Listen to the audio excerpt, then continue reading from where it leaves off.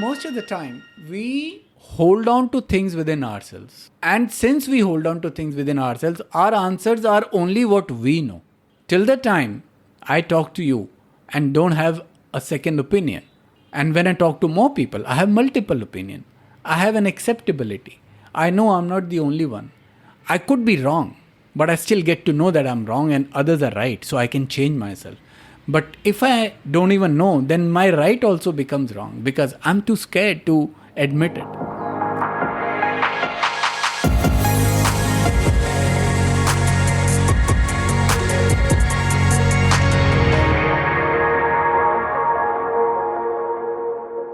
Hello and welcome to the Find Your Ultra podcast. This is episode 31. I bring to you a conversation with my dear friend Tarun Walecha.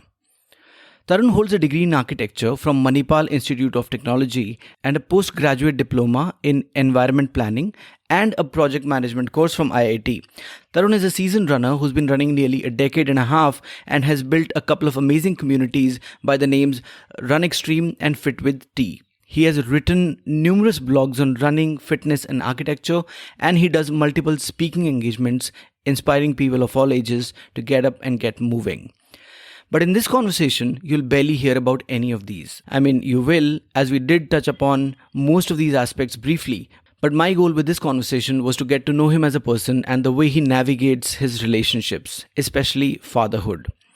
And on a few occasions, I push him to reflect and go deeper into places one usually doesn't often visit, especially not on a public platform. We didn't even get to mention the amazing annual event that he started many years ago by the name Share and Care Week, where he, along with some friends, runs 7 half marathons in 7 days, collecting help and resources for underprivileged athletes. But hey, how much can you cover in 2 hours? There's just not enough time. I know you may be rolling your eyes at this remark, but if you're a long-form content lover, you know exactly what I'm talking about. The idea is never to cover each aspect of a person's life, but to choose 1 or 2 areas and look to dig deep, take detours, and uncover some stories that bring our vulnerabilities to the surface and make us feel that we're all in this together. So I'm sure you now agree that 2 hours is not nearly enough. So without further ado, presenting a conversation about relationships, about life lessons, about love, and in essence, I feel this conversation is about a beautiful life journey with all its failures and glories. Here's Tarun Walecha and me in the Find Your Ultra podcast, episode 31. Indulge away.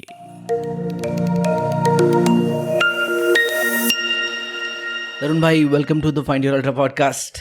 Thank you so much, Vipin. It's a pleasure to be here with you. Always pleasure to be with you in this. I've been in this office quite a bit. Yes, right? you have. You have few times. Yes. Yeah. Super excited to meet you and have this conversation. Thank you.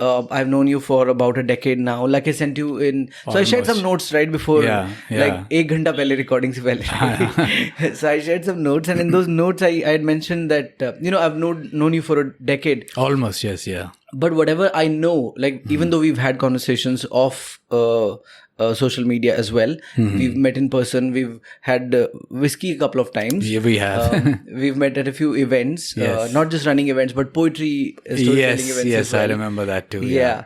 And so it's been great. But in this conversation, my aim is going to be to get to know the side of you which is not visible to majority of the world. Like only अगर देखा जाए तो हमें जानते 15-20 लोग ही हैं जो हमें ढंग से जानते हैं, ठीक से जानते हैं, है ना.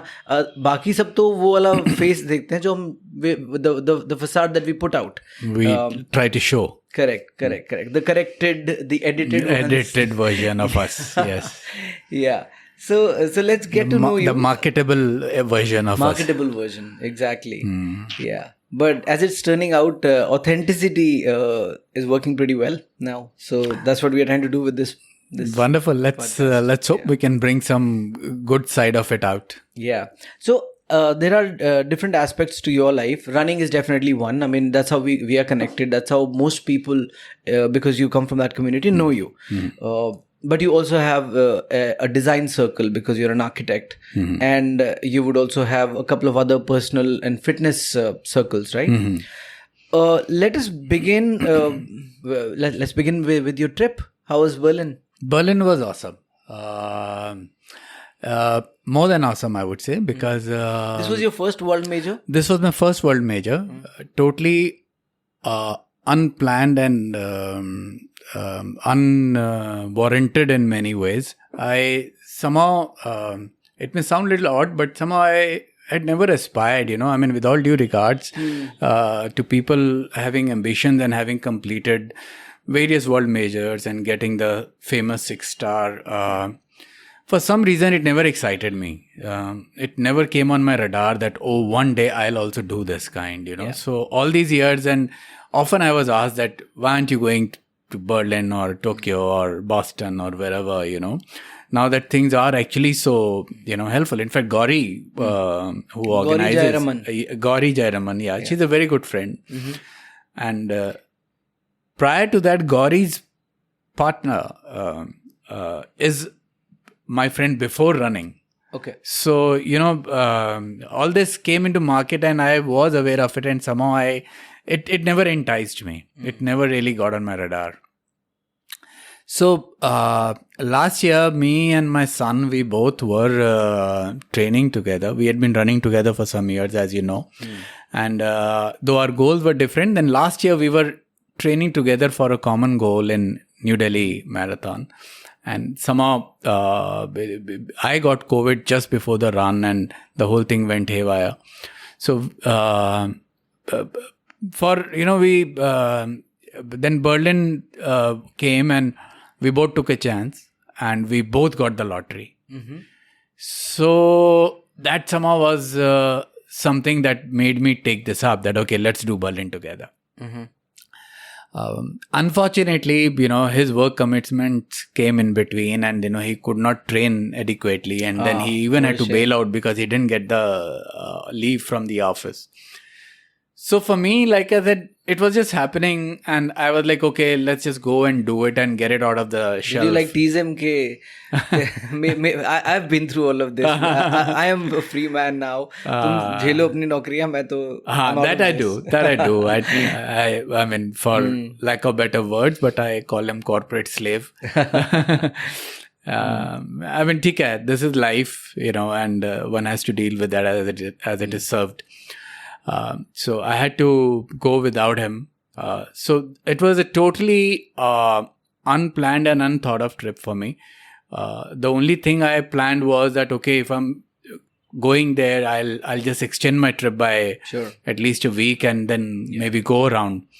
And that's it. And then I took the opportunity to just look around a bit of Europe and then catch with a good friend in Zurich. And that was the only agenda. Rest everything was just incidental. Okay. What about, so what's it like? Like, just briefly tell me, what is it like to run a world major? I'm meeting Riti tomorrow. Riti Sarai. Okay, she's okay. done she's the queen of all of these, right? Yes, of course. She's been doing these for years, so she will tell me in more detail. I'm sure. What was your first experience like of a world major? Undoubtedly, it's a big stage. It gets overwhelming, especially for somebody like us. We are used to seeing only big events like TMM or NDM or Vedanta marathon, half marathon that happens. But compared to world majors, these are still minuscule. So to be on that stage and have like 40-50 odd thousand runners with you, the whole thing is like a world by itself. It's not an event. So अलग दुनिया है वो. अलग दुनिया है, बिल्कुल ही अलग है, and the good thing about Berlin, I haven't done other world majors, so I won't know, but Berlin as a city comes together to celebrate the run. Entire 42.2 kilometers, we had the roads on both the sides packed with people. Wow. Cheering for you, playing music, serving you stuff to eat and drink and whatnot. Kids, women, men, older people, every one of them and each kind of them were there. It was such a delight. And I must say that if I was able to do a strong run, I owe it to them all. I was running alone, obviously, and in this whole pack of people I didn't know from Jack. And somebody on the road, suddenly shouts, "Come on, Tarun, you can do it." You don't know them. Wow. They're reading your bib and they're like, "Come on, Tarun, you can do it." And not once, multiple times. Yeah. So the kind of energy that all this gives you, I just ran with that energy, and I must say it was very overwhelming. It's crazy, and it works amazingly well as a runner. We both experienced that. True. ये हल्का सा अगर कोई ताली बजाने के लिए खड़ा होता है या cheer करता है, you see. They were little kids standing on the roadside with their hands jutting out, just wanting you to, looking at you, that as if like, please come and high five. Yeah. And I made sure I didn't miss most of them that I met. That's great. That's a sort of culture we're trying to build here as well, which is, I mean, ADHM and TMM have been doing pretty well. Yes. But of course, like you said, this is no match to what it is there. No, it is no match because the city comes together. Everybody's voluntarily these events part are of it. like years older, right? हमने तो 10 साल 12 साल से of course, कर रहे हैं, है ना? of course. We have time on our side in that case, and probably in coming years we'll see equal participation. We see that kind of support in patches, Abhi. We do see that, but hopefully one day we'll have a similar experience. Yes. If not a 42 in Bombay, at least in Delhi, like the entire 21 of it, 21, VDHM. yes. VDHM now, I'm calling it ADHM still. Yeah.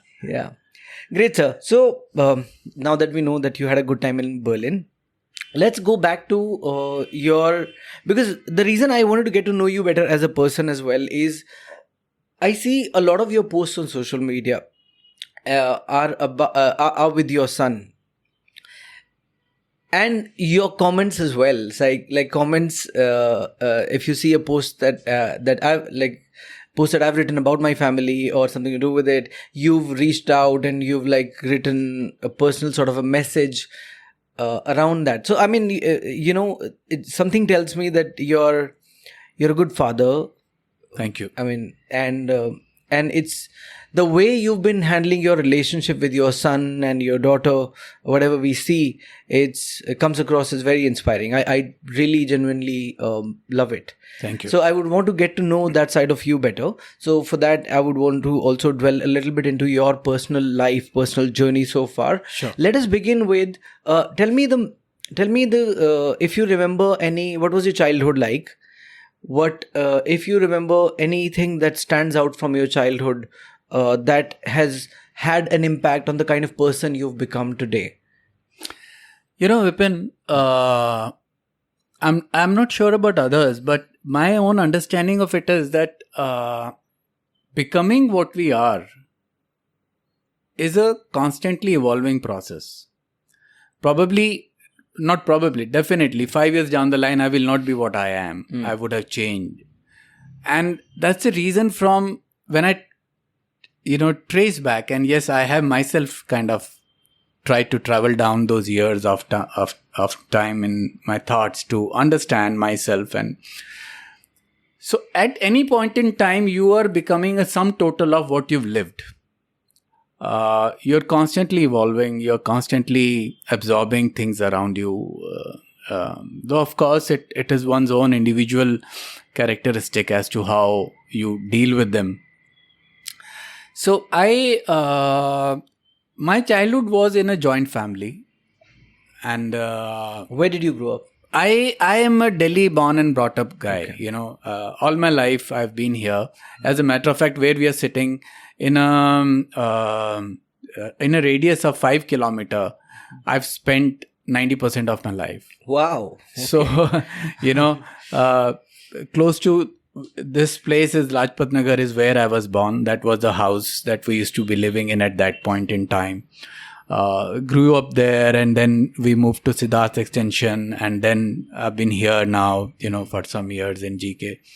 So my schooling was here in Defense Colony. Only for my college that I went to Manipal for 5 years. That was the longest I was out of Delhi. Okay. But other than that, bit of traveling that I do. My entire life, anything that I have to do, and maybe that has made me lazy also, If somebody calls me or come to the other side of town for a dinner, I'm like, oh my God, I'm not too well. So I try to, excuse myself out of it, But yeah, so growing up here and growing up in a joint family had its own advantages. Made me understand and appreciate relations, perhaps, when I look back, and I was the youngest for the longest time, before my cousins were born. So then, till then, I kind of had the pleasure of being pampered. How many siblings you have? We have 4 brothers, actually. Okay. So I'm the youngest of the lot. And like I said, I was the youngest for the longest time because after me, only my cousins had to come, and which took about 14 years. Okay. So till my 14 years, I had it all for myself. So you're the youngest of 4 brothers. I'm the youngest of 4. But 4 बच्चे तो पैदा तब करते थे जब लड़कियां पैदा हो रही थी. लड़के हो रहे तो then हमारे घर का हिसाब उल्टा था. अच्छा. They wanted a daughter. My dad was so fond of daughters that he wanted a daughter. So, and God had other plans. And one of my dad's old colleague, Malhotra uncle, I had the pleasure and privilege of working under him also. He was a civil engineer. So he used to be in our office for some time when I was, in my younger days here. And he used to, laugh at it, and he used to tell me, तेरे daddy को बोला रुक जा यार. So, those are the things which kind of, you can just now look back and laugh at, and you say that, oh, manya hi nahi meri gal. So yeah, we landed up being 4 brothers. Okay. But that's refreshing for a change. Anyway, so yeah, coming back to... So, yeah, so... The whole thing, like I said, being in a joint family perhaps made me understand and appreciate relations more. We were all together, and then of course families grew, and then and then after that, we kind of became a smaller joint family. Brothers grew up, got married, and so we were still living together. And somehow, though the family textures have now changed, the circumstances have changed. We don't live together now as a family, but we still live around. Like my brother stays right here in Kailash Colony, and other brother also stays close by. So we all stay close by. For the longest, when we were in Siddharth Extension, we were all in apartments kind of next to each other. Okay. So within 100 meters, we all used to live together. So it had a nice sense of comfort and safety kind of halo around you, that okay, you never felt out of place, so that is how are they a part of Runextreme?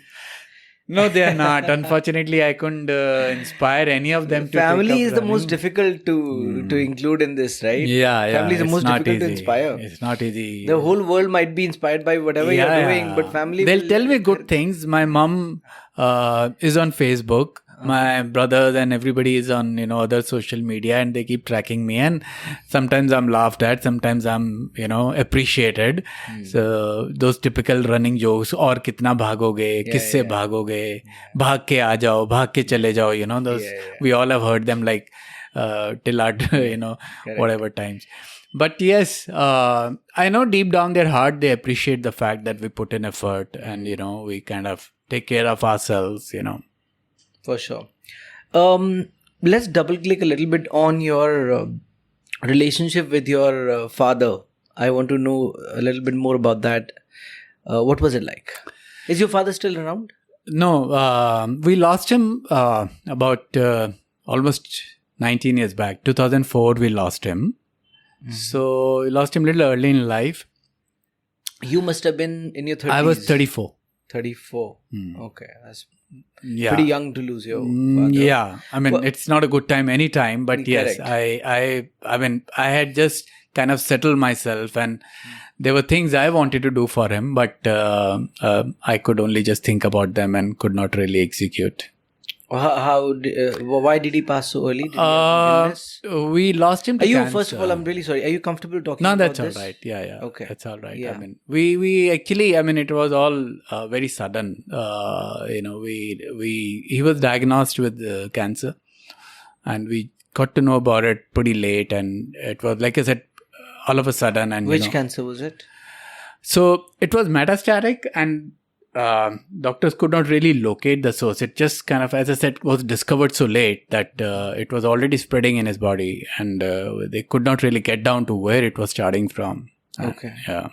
Okay. And so it was that rapid? It was pretty rapid, yes. And how long between the diagnosis and his passing? How much time did you guys just have? a couple of months. Just a couple of months. Okay.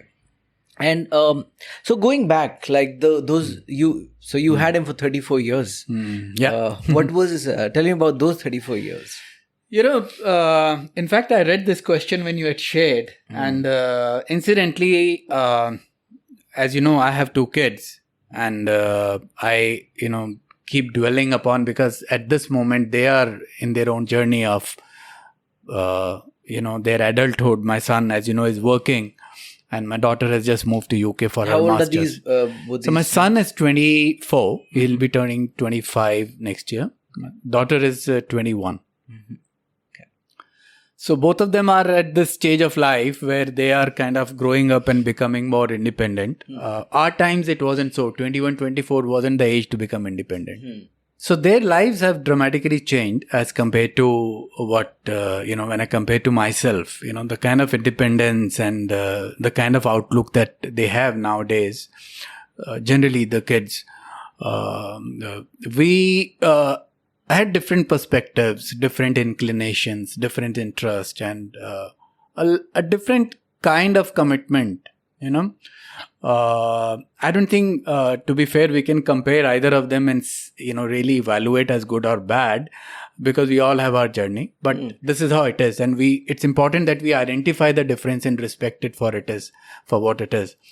Difference? What kind of difference? Difference in our perspectives. Yeah. The way you think and the way they see the world. Yeah. Yes. And that's exactly that attempt to understand those differences and continue to respect those differences is what has lately been making me go through my own, trace back my own footsteps and understand. So, coming to the question of how my relation with my father was, as a child, I think till the time we grow up into becoming a man, we see our parents very differently. We look up to them, we have affection, but we see them very differently, and this is a very unique relation, because this is the only time we have such a deep relation with somebody who's not our age. Rest of all our close relations are with people who are our age. Friends in school, friends in college, girlfriends or boyfriends, spouses, friends outside. Entire world is pretty much around that. Entire world is around that. The other relationships are all functional. Like you have a boss who may be elder. Those are different. Those are very functional. They are not deep. Elder. You don't have the effect. I'm just talking about function. I'm just talking about relations where you have emotions involved. So all your relations are with your equals. Only this is the relation which is not with your equal. And there's no relation which is as intense. And this is a relation you always do not look at it in a very comforting way, because your father has held the stick often for you. Yeah. Your father has been the bad guy for you. Your father has coldly just held you and dragged you somewhere sometimes. Your father has snubbed you so many times. So many times you're like, what the hell? Yeah, why should I listen to this? Yeah. So that's a very unique relation. And it changes dramatically, because as a child, when you are 100% dependent on him, you look at them differently. Your parents, both your mom and your dad, they are the givers. You look at them differently. You're dependent. Yeah. So you don't have that. And you even take them for granted. You do take them for granted. And you actually don't have the ability to stand up to them. So you kind of accept that. You may not be happy about certain things. As you grow, you begin to understand a little. So it's not that you have a relation where you're like all lovey-dovey. When you grow up in your 20s, you think you know it all. You've become a man enough. Yeah. You know the world better, and you probably know it better than your father. That's where sometimes differences also come in. And I remember those times. I used to have discussions with my dad, as you know, our childhood was different. We had to listen to our father. It wasn't very two-way interaction kind of a childhood, The world has changed. World has changed completely. And as we grew up, we, fortunately, I would say, I could muster the comfort and courage, and my dad allowed me that, I must say. He wasn't that restrictive to it. We used to speak and I used to discuss with him. I think he had his way of giving me that freedom very passively. As parents, when I look at them, they didn't go through the, Dr. Spock's book kind of a process. Okay, I've read this book and this is what I need to do for my child. Their process was also very evolutionary. They went through their own experiences and they also changed and kind of, perhaps introspected and understood things differently. So I do thank him for giving me that, comfort to be able to speak to him, and my dad was a very authoritative man. And when I say for the comfort that he gave me, because I know a lot of people who couldn't stand in front of him. A lot of people won't face him. A lot of people would be scared to speak to him, They'll just proxy out, ke, aap baat kar lena yaar, main to nahi kar sakta. That is the kind of persona that he had. So those were the times, yes, I got a little more comfortable. So what kind of, just trying to paint a picture, was it more Khadus-like persona, or was it there are some people who are, let's say, so smart that they intimidate you? Ki bhai, isse baat kaun karega yaar? Ye to, I can't argue out with him. He will, whatever I say, he will say something better and then I stand no chance. See, my father, we basically migrated from Pakistan. And at a very early stage in life, he kind of became the man of the house. He was around at the time of partition. Mm-hmm. Yeah. No, but so where was the family based? When we moved from Pakistan, obviously it all got scattered. And we were one of the late movers. So this will become a long story, but I'll try to keep it brief. I want to hear it. Tell me. So we were my ancestors were the mukhias of our village in Pakistan. What village and what town? So we were near this place called Dera Ghazi Khan. Okay. And Mirpur is something that I've heard near all that area. I don't know specifically, we try to speak to my dad those days, try to find out more. But some of that history is kind of buried now. I'm not well aware. It's gone with him. It's gone with him. And so being the mukhias of the place, my great-grandfather was alive at that time. He, like many people at that time, was not very keen to move to this part of the divided India, because, there was a sense of belongingness. For them, it was not about any other politics or India, Pakistan or anything else. They were taking care of that village and they had to kind of be responsible for it. Wo ghar tha. So people were moving out, which he couldn't stop. So he said, no, I'll stay back. He said, my people will come back. At least some of them will come back. So I want to be here for them. I don't want to, I will not leave the place. But unfortunately, things were not favorable and, eventually they had to move out. So they were one of the last movers. And when they came out here also, they kind of got scattered, because by that time, lot of refugee settlements had already been kind of done with, and people had taken up the places, the camps were full. So our family unfortunately had to get scattered around. So some got scattered in Hisar, or some got scattered in further of Hisar. There's some refugee camps there, and my grandfather moved to Palwal. And so that's how, like one of his brother got there. And my great-grandfather stayed there, and unfortunately, we lost him there. But then these brothers, my grandfather and his younger brothers, got all settled around. And coming in the chain, my grandfather was the eldest of them all.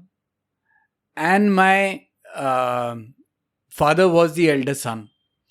So, like I said that, my great-grandfather was, my grandfather was already old at that time, and my dad was, the eldest of the all, and he kind of got into the footsteps of taking charge and, being responsible and taking things forward. Struggles and his effort and all that he achieved and all that he could do for everybody, because being in the elders, like I said, it was always that sense of family. So his cousins and, his distant cousins, everybody was younger than him and they would look up to him and they would reach out to him for help. And I remember when we lost him, and we had a tradition that every New Year we used to send a lot of New Year card, and we used to sometimes tell Dad कि आप क्यों करते हो इतने सारे cards ये सब भेजते हो, we don't even know half the people. He used to say, they just shut up and stamp लगाओ और book post का stamp लगाओ और envelope में डालो और post करो. That was our job those days. So anyways, पापा ने बोला करना है, you can't question him. When we lost him, I went crazy looking at the amount of people who turned up at our house. And people were coming, and a lot of them introducing themselves or others. And then I could recall the names I used to write on those envelopes. Everybody came. One of them said, your father was the big tree which had given us the shadow. And I was totally oblivious to it. Imagine till the day I lost him. So,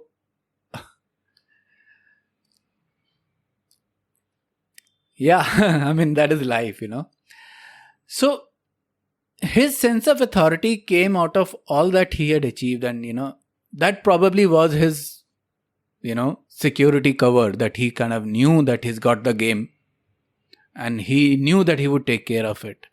And he did, Any cousin would call, Kakaji, kam karana hai. And Kakaji would just make a call and it'll be done, यहाँ पे ये बात करनी है, यहाँ वो करना है, he had it all sorted. And migrating from a place to another, having nothing on your back. I remember his young days, I've been told that he used to cycle every day. By that time, when he grew up, his aspirations, he knew that he wants to come to Delhi. They first moved to Faridabad. Every day from Faridabad to CP, he used to cycle to work. So, when you put in so much of work and you reach where you do, it does give you a lot of confidence and a lot of clarity of thoughts, So, that's what made him a bit intimidating, because it toughens you we up, knew that he'll know better, and we knew that he'll take care of it, it was a different life. So no, tough people like that can be scary and intimidating. Oh, yes. कि अगर मान लो मुझे कोई तकलीफ है और मैं जाऊंगा तो मुझे पता है जिसने इतना कुछ देखा हुआ है वो इतना टफ है ऑलरेडी, वो क्यों सुनेगा मेरी छोटी सी बात या मैं. No, he would help. He would always help. I can't mention a lot of incidences because it will not be right. But I've seen him helping people out of the way, quietly, generously. He was intimidating because you couldn't fool him. Okay. You could just not fool him. You couldn't give him a bluff, because he will not only catch your bluff, he'll whack you. He'll whack you with choicest words. So you could not just mess around with him. You had to stand up and deliver. That was the intimidating part about him. So now I have a picture. That's why I asked again. Yeah. Okay, but cool. And what's your memory, like the fondest memory that you have, or when you look back, could you have maybe thought about him differently when you had a chance to? Like I said, that we all evolve through it. So I don't know if I could have done anything differently, because I was growing up. You did the best you could at the time. I was just a little boy growing up in front of him, and I was trying to just do everything what I thought was right. And he was the father figure, and he was the man who had everything in control and who was the man who was taking care of me. So, talking about my friend, my father and all, it sounds very romantic, it takes a while. Friends are equals. It takes a lot for a son to think that he's equal to his father. I don't think I could do that. I did try to do things for him, and there was a time when I started to understand him as an adult, and I started appreciating, having gone through my own life, because I got married, I had children, and that made me realize the world differently. And I could see that what he may have gone through and what he definitely has done for us. For lack of better words, I thought that, yes, this is time for payback. And I wanted to do a lot. I just wanted to stand up for him, and I wanted to give him a chance to sit back and think that I don't need to worry, somebody's taking care of it for me. Because, like step out of the role that he has been playing for so many years. Because all that year he had played that role not just for his sons, his brothers, his extended family, to the extent, like I said, that we don't even know the names. We don't even know that how these people are related to us. Somebody belonging to our village would call him ke Kakaji. For everybody, he was the Kakaji. Kakaji, ya kam kara diyo mera. Ho jayega puttar. That is how it was. Yeah. Everything. I mean, there was never no to it. There was never a no. That's how I know him. And I wanted to give him whatever little from my life, a time where I would tell him that I've taken care of it. I tried a little. I did try a little. I wanted to do much more, but life serves you what it does, and you got to just accept it with folded hands. Yeah. Great. I'm glad you spoke about this. Thank you. Have you spoken about this before? Not at this length. I guess some of the things... Perhaps these conversations would have happened with yourself in a quiet room. Mostly. Right? Yeah. Yeah. So the reason I wanted to know this side was how does this then translate into your parenting now? And when you said in the beginning that parents... it's never easy. It's not, nobody has it figured out. So they were trying to do the best that they could. At that time, it's not like they had anything cracked. Ke bhai aise hota hai ya waise hota hai. They were doing the best that they could. And you realize it hits you when you get into that role. So when you become a parent, you're able to appreciate this relation much more. Appreciate tarif wale, appreciate nahi, but in terms of the understanding of what they've been doing for you. When you become a parent, you realize all of that. And it's a journey. It's a beautiful, beautiful journey. Of course, has its ups and downs like every journey. It challenges you in ways that you can't imagine. It'll, feel like at times it'll feel like this is the hardest thing that you've ever done. And it may be moments that feel like it'll break you. So you go through all of this, and that's life, true, right? True.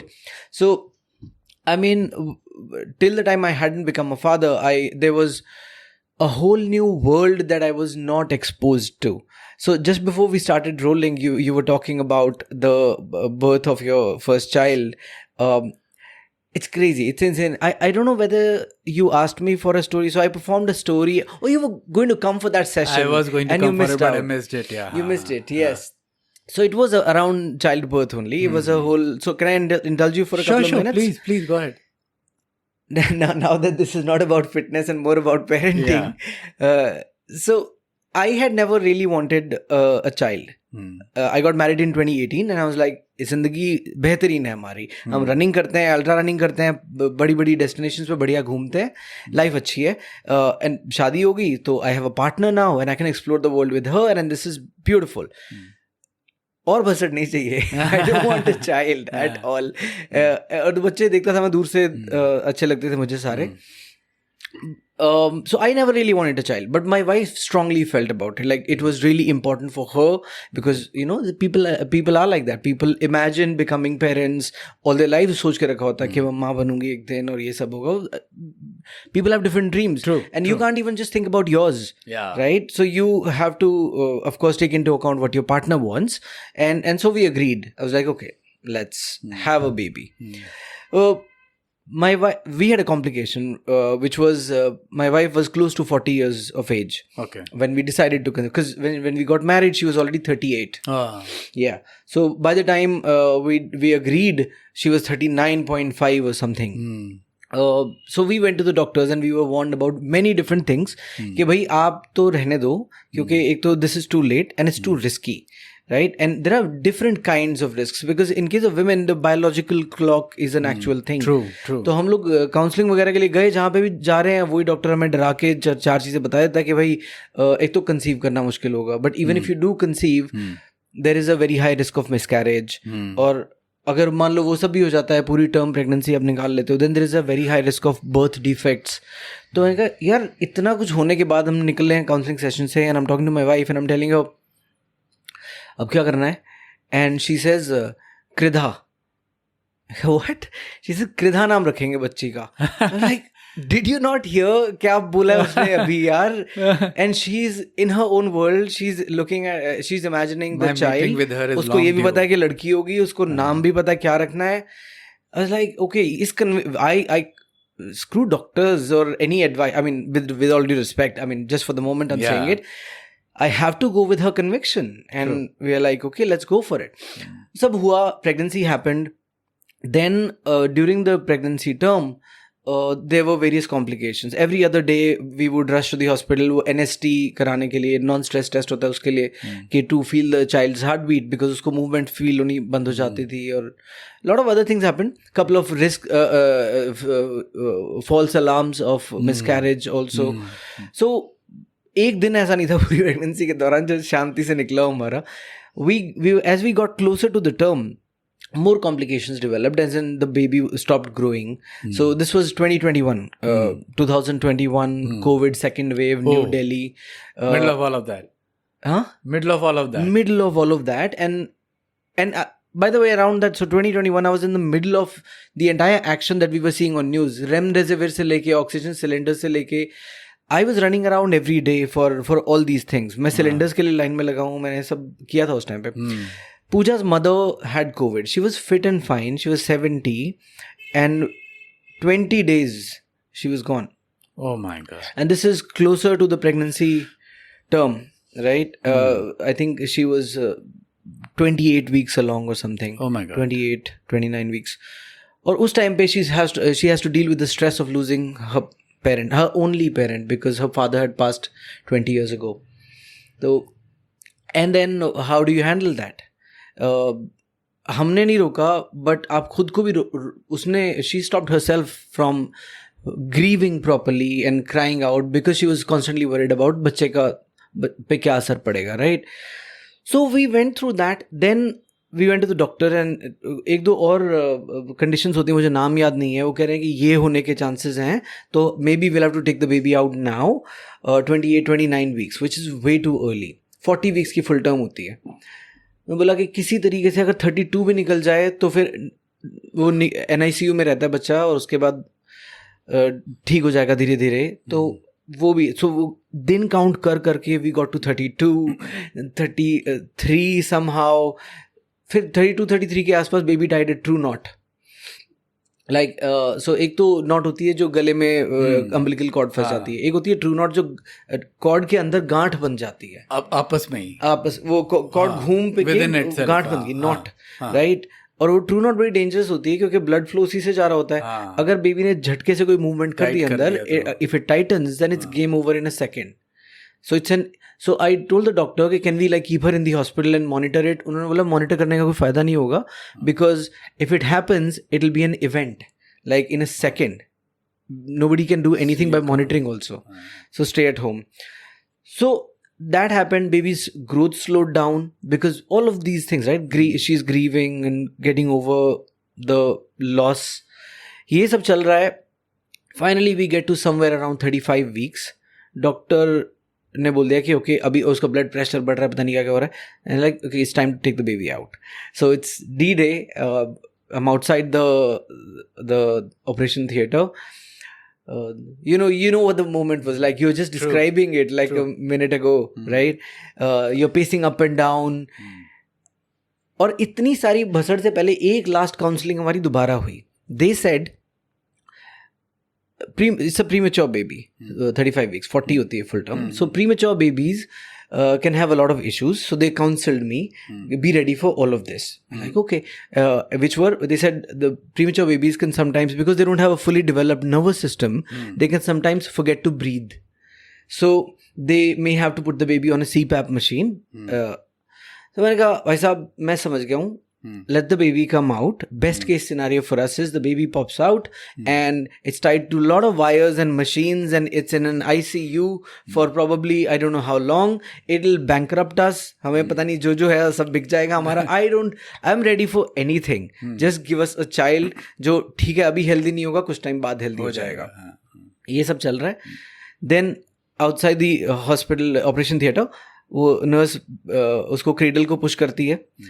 And I see a baby and I'm blown away. I'm like, ये क्या है? ये किसका मतलब? Because are you sure like this is my child? Because mine's supposed to like I don't know what it's look like. तो मुझे मैं पहचान के तो बता नहीं सकता कि मेरा बच्चा है कि नहीं है. This. So Biplab was with me in that moment. And my mother was there. So I'm at a loss of words and trying to figure out. And why isn't anybody telling me anything? Is this my like speak, say something? मैंने तो फिल्मों में देखा लड़की हुई है लड़का हुआ मुबारक हो तो मुबारक हो. हाँ. They said who's the father? मैंने कहा किस? So they said who's with Pooja Parashar. So then I said yeah that's me. ये कहते यहाँ साइन करो वहाँ साइन. मैं कहा ये तो बता दो ये कौन सा है? कौन है क्या ये कौन है? What am I looking at? And क्योंकि my baby is supposed to be tied to wires and machines and CPAP machines and whatnot. ये तो बच्ची है like a beautiful child who's like tiny and rolling her eyes around the room. Oh my God. Like and breathing just fine on room air and perfectly healthy. I was like, this is not the picture that we had. I had. And in that moment, you talked about that moment of holding your child for the first time. Yeah. In that moment, it changed my world completely because during all of this, I had never had a chance to even think for a moment what it is like to become a father. Like what will... मैंने father बनने का तो सोचा ही नहीं था. Like we had बच्चा कर रहे हैं हम पैदा, but that will make me a father. Of course I knew it, but I'm just saying I had never given that a moment of thought. Yeah, there's a difference. There's a huge difference between that knowing it and experiencing it. And I used to tell my wife, जो भी बच्चा होगा जब भी होगा, I don't think I'll have any attachment. तो ठीक है भैया तुम्हें चाहिए तुम करो, तुम रनिंग करता रहूंगा अपना, मेरी दुनिया अलग है. I don't think I'll develop an attachment. But the moment I saw this little thing, my entire world changed. And then I just felt a zoomed in sort of an effect. Like this is now the center of my universe immediately. अभी तक मुझे wife की बहुत परवाह थी कि क्या चल रहा है ऑपरेशन थिएटर में, is she fine or not? But the moment I saw the child, I was like, okay, मेरी माँ को कोई और संभाल लो, बीवी को संभाल लो, मैं इसके संभाल लूँगा. This is what I need to just be with. It was a journey. I think what happens is, like everything, there has to be a balance in life. Mm-hmm. And a balance in simplistic terms in life, when we say it's a circle, right? Till the time that circle is incomplete, it will not be balanced.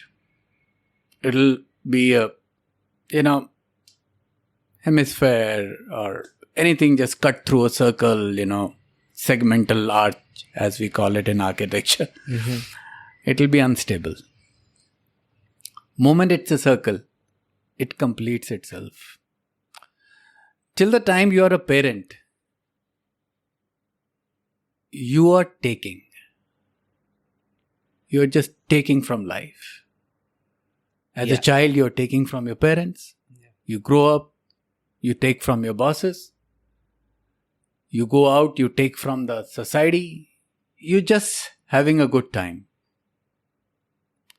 Moment you have a child, it's a time to give.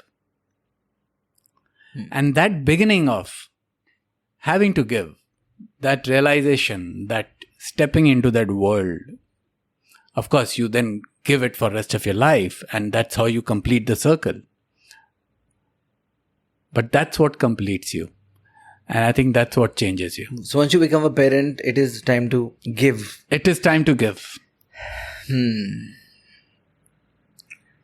Yeah. It's amazing. It's amazing. It changes you. Like I said, it just completes you Yeah. in many ways. Yeah. And in many ways, it's just not even possible to describe what it's like. No, it's not possible to describe. Words cannot really, really substantiate that feeling. As you said, you went through the entire process, and I was sharing my experience of. Yeah. For Tell me, us now online. What So- was that like? for me, cut to that moment, everything was a process. I'm young. I go to office. I've grown up. I'll get married. I'm married. I'll go on a honeymoon. I'm on a honeymoon. I'll have fun. I'll come back. I'll go to office. Evening, I'll sit with married friends and I'll have drinks. Weekends, we'll go out, go for a movie sometime, go clubbing. It's a process.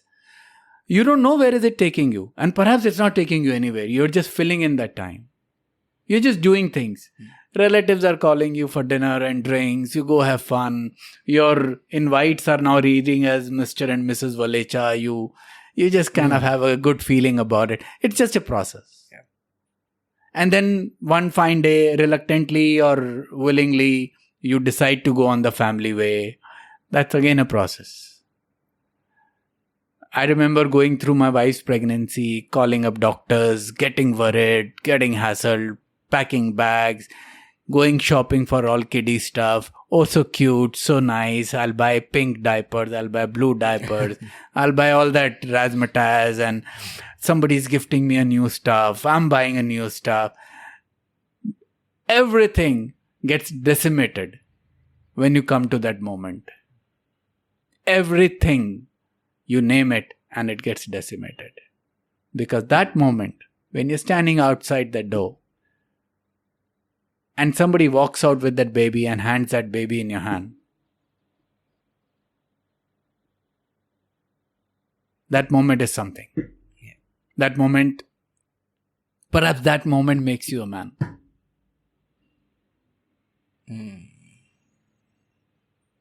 I can say for sure about myself that moment my son was first to be born,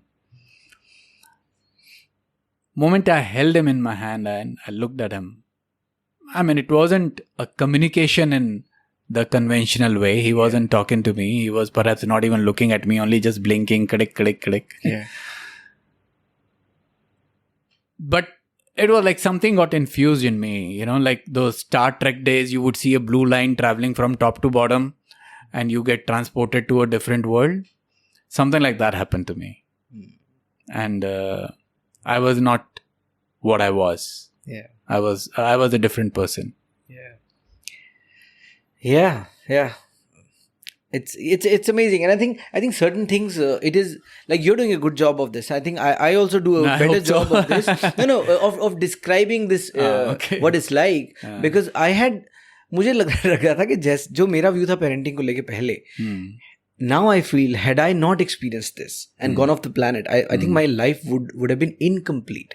Yeah. Like जो buffet में चीजें हैं उसमें जो best चीजें हैं उसमें से ये I think this is one of the most defining experiences of being a human, procreating. Like that's See, I mean, if I may just stretch this a little further, a lot of people that I'm meeting nowadays, it's a lot of young couples and a lot of people nowadays have views of not having children. I'll hold their views in high regard, but I very strongly disagree with them purely just for one reason, that I feel that I'm not saying that they're missing out in anything like, because it's all our own definition of what we want and how we see our life. But, leave aside all theories, all we read, all we are told, leave aside all of that.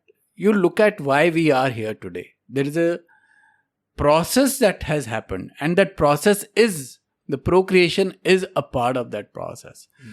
Had our ancestors thought of that time, and the world wouldn't have come to what it is. Of course, as a part of civilization, we do a lot of things that we are not happy about and we would rather not do. Yeah. But if we just talk about human evolution, and I think as a person, it kind of just, like I said, the two sides of the cycle, giving and taking. I've been taking all my life.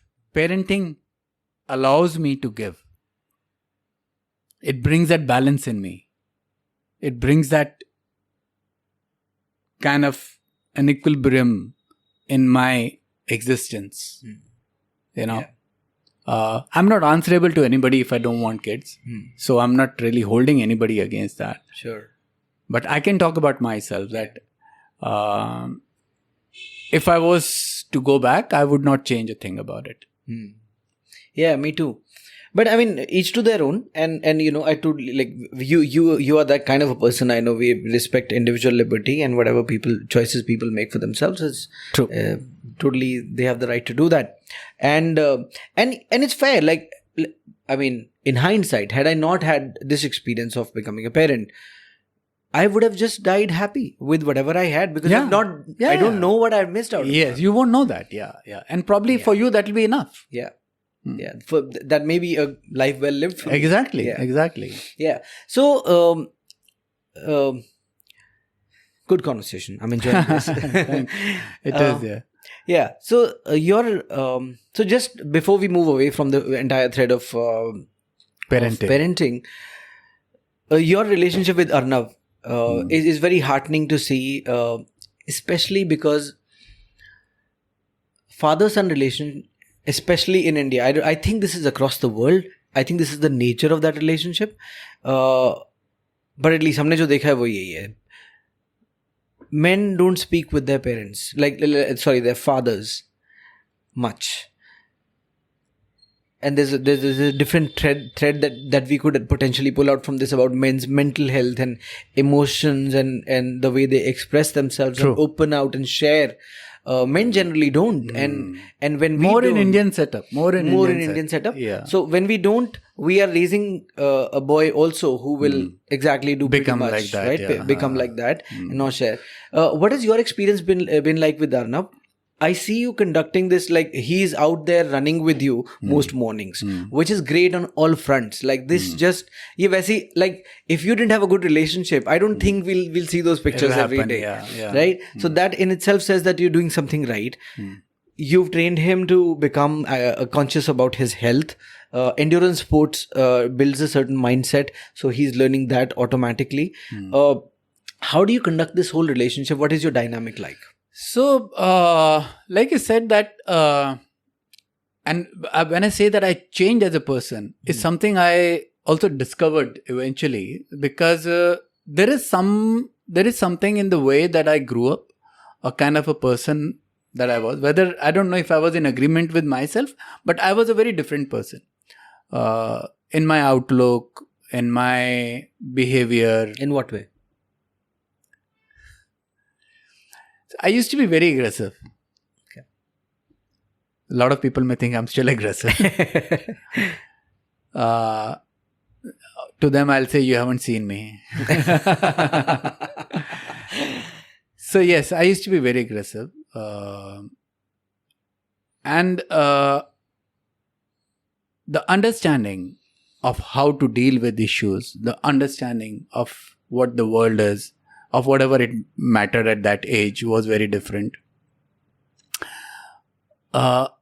Becoming a father, like I said, there was a sudden switch over. I don't know how. It was a major switch over. And it made me more communicative. It made me... I tried to, all my life, treat both my kids, my son and my daughter who was born 3.5 years after my son. I have tried to treat them as equals from the day they were born. I never treated them as dwarfed versions who have to listen to me. From the beginning, of course, I would use my intelligence and give it some veto to know things better than them because they were young and growing up. But I would take their views. We would discuss. We would talk. And if I would feel that what they are saying or thinking is incorrect, I would correct them. I would put my point across to them. So this somehow was not me before I was a father. I was a different person, as I said, couldn't care a damn, A lot of it came, like I said, probably my father being the person that he was. So it was in the genes to have that kind of a mental dominance.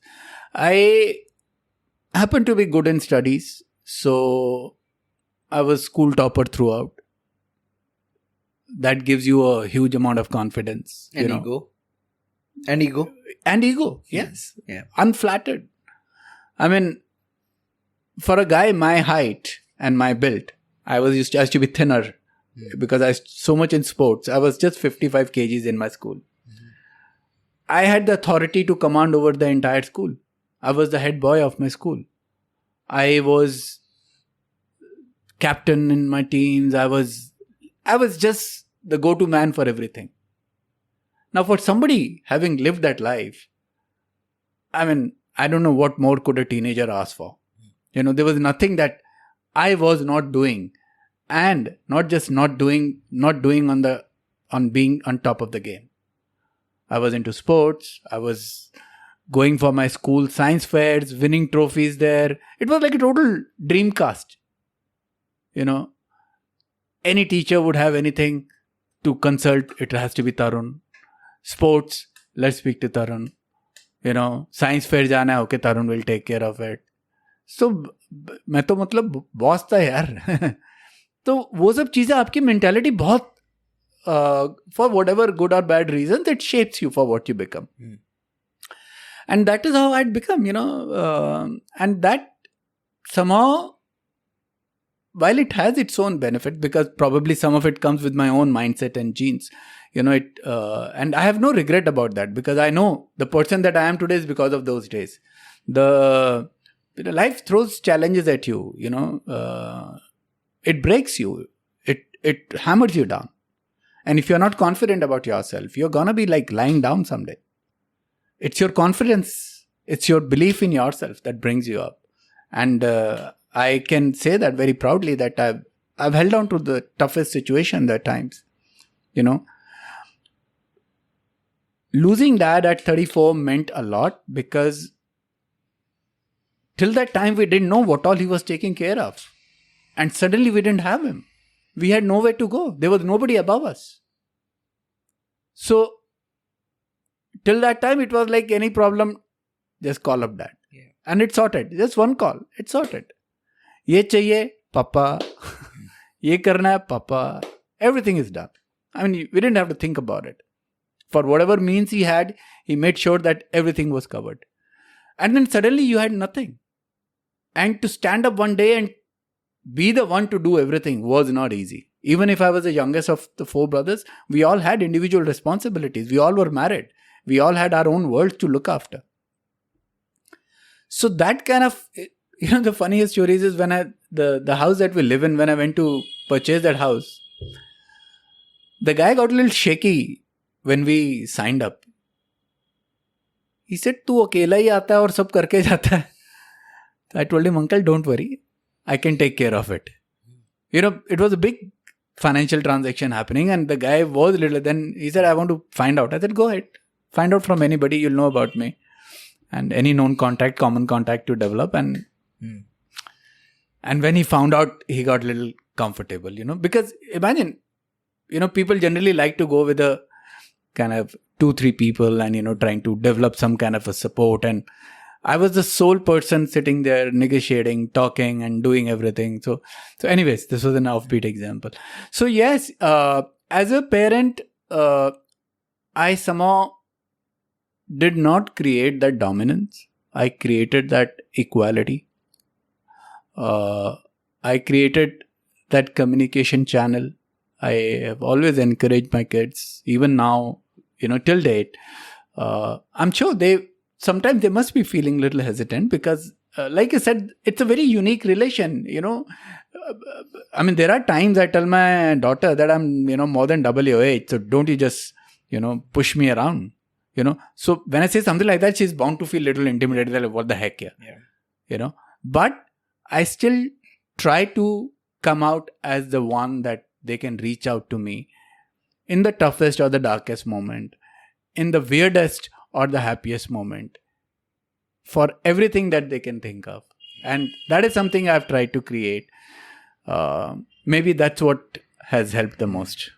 Yeah, I mean, needless to say, parenting is a very challenging job. When someone like Rich Roll, who's a saint in himself, right, with the way he speaks, the way he thinks, is you're so in awe of his personality, and he's the most liberal thinking guy, and he even when he says stuff like, parenting still challenges you, despite you thinking that you're the most liberal person out there, you will listen to them, you will do anything, and despite all of that, you have to be ready to hear at some point or the other, screw you. Moments will come, and that'll happen. Yeah. But yeah, that's part of the process. I want to ask you on the same thing. In parenting, I mean, like we said, it challenges you in different ways. The things that the way you deal with Arnav or the way you deal with your daughter, there are certain times when you have to do things which are not natural to you, which don't come natural to you. Like your natural tendency was to be aggressive. Do you make a conscious effort to do certain things? So I don't know about others, but about myself I can say, and I'm amazed at that. I didn't have to make a conscious effort. Achha, it comes naturally. It all came. Like there was a time I was having this conversation with my daughter, and it was about parenting. And one thing that I told her, that the best thing about parenting, or what I owe to parenting, is that parenting made me a better man. Of course, I went through the process to become a parent. But I would say in some ways it chose me to change me. I did not make any conscious effort. It just happened. And I'm so glad it happened. Because this side of me, I'm proud of. And I look up to that side of myself. Tell me more about that side of you. What does it look like? What are you proud of? A parent, a person who is very receptive, a person who's communicative, a person who is ready to deal with things instead of living in conflicts, a person who is ready to accept the differences, and a person who's very keen to work around them. So has this happened only in the context of parenting, or as a person overall, do you think after becoming a parent, it has you have spilled changed? over. It has spilled over. To all aspects of It has life. spilled over. Though I must say that it still operates best with my kids, because when I'm dealing with other people, there are other tangents that come in. Of course, not everywhere I'll have the same affection or keenness to deal with. And there are times that aggressive sense of mine does kick in and reminds me that this is how also you can handle this situation. And sometimes, like I said, that when you're dealing with equals, the challenges are different, and the solutions also are then different, because you cannot just be the same person to everybody. That's a human nature. What you are, we all have multifaceted personalities. What you are to your daughter, what you are to your wife, what you are to your father, your mother, and these are closed circuit I'm talking about. You go like 10 meters outside your house, your neighbor, your grocer, your anybody around, you'll have a different relation, different kind of kindness, different kind of anger, different kind of animosity. Everything will be different. A beggar coming to your house, you'll be different to him. A cabbie coming to your house, you'll be different. A car passing by will be different. A car hitting your car will be different. Everything changes. So that is like unimaginable dimension that we have to our personalities. But I think the core of it is what has changed in me. I'm able to let go. I'm able to respect an individual and also respect my own individuality. That's what has changed a lot. And that's something I'm really proud of myself. I love that. Wonderful, sir. So, yeah, great. Let's talk about you're running a little bit. नहीं तो लोग बोलेंगे कि यार तरुण से मिलके आगे हाँ एक तो थोड़ा ज़्यादा हो गया philosophical हो गया नहीं but that's how I love it. So yeah, मैंने पर बात हो जाएगी यार तरुण से मिलके आया और रनिंग की बात नहीं की है ना. But I think that's something that a lot of people know. Like we all have. ठीक है सबके reasons अलग अलग but at some level they're all the same, right? We all love it. It's me time, it's my meditation, all of that. Do you want to take a shot at what does what keeps you hooked to running? What do you like about it? What does it mean to you? See, besides, like I said, a lot of things which would have already been said by thousands of people, and they rightly so, because those are the common collaterals. The way I understand running, see, I've been into sports all my life, and this is something I've said at 1,000 places on various platforms that I've been asked to speak, from childhood, where I used to go climb trees, to getting into formal sports, उससे पहले informal sports से गुल्ली डंडा, कंचे, लट्टू, ये सब करा.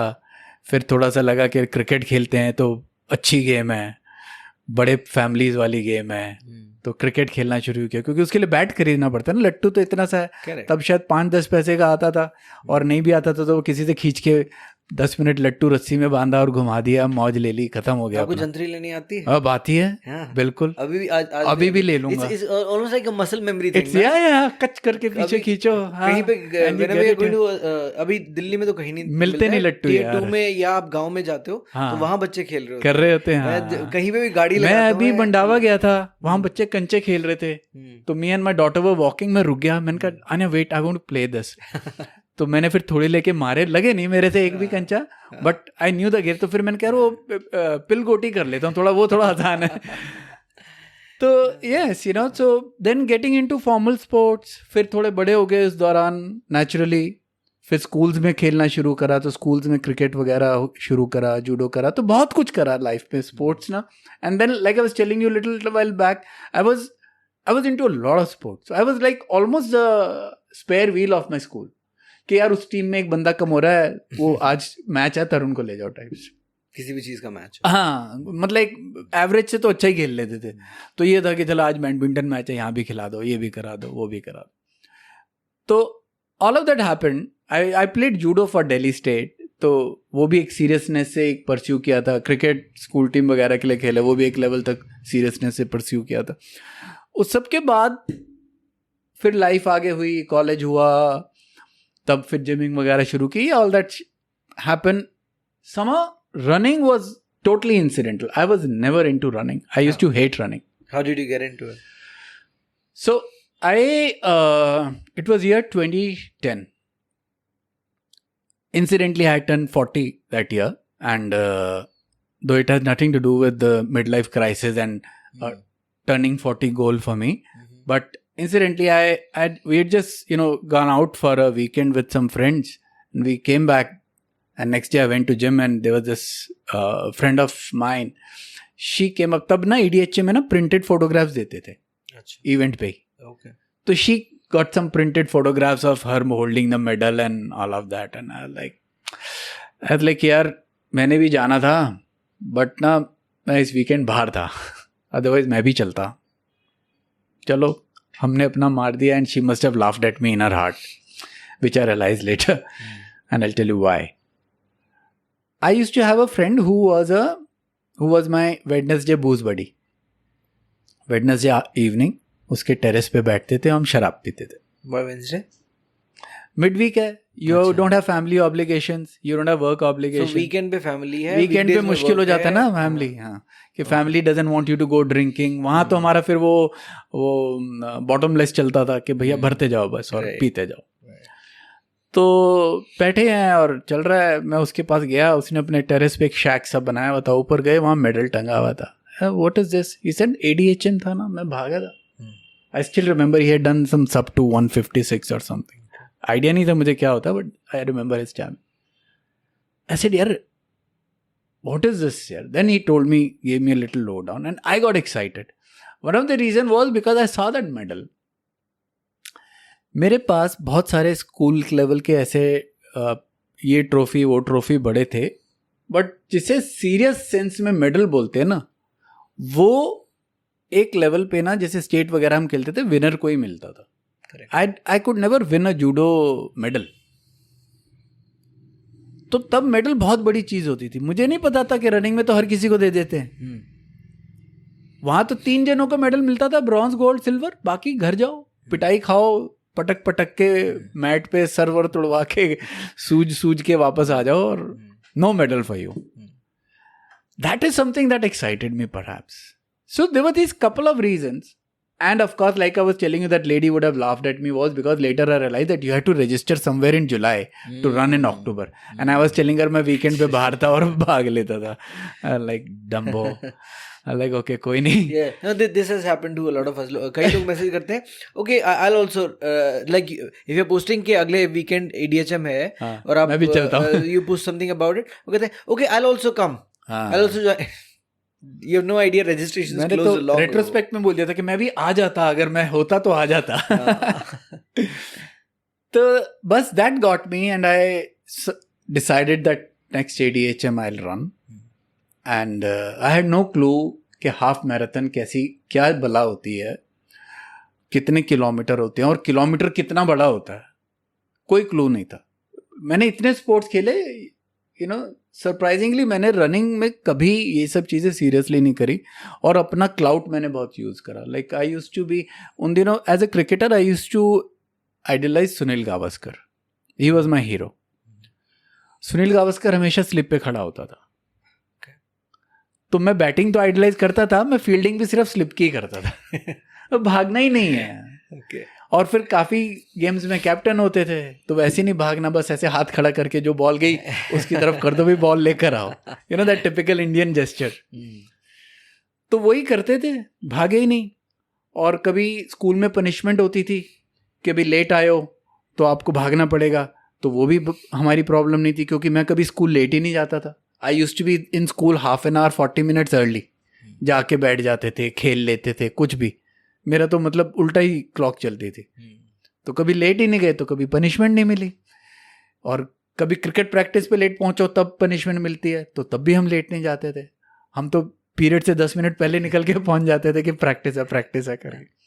So all that kind of, you know, just kept me elusive. And somehow उन दिनों स्पोर्ट्स ट्रेनिंग ना इतनी सीरियस नहीं होती थी. कार्डियो करो, ये करो, इतना कुछ समझाने वाला नहीं होता था. बस चल रहा था अपनी गाड़ी जैसे भी है.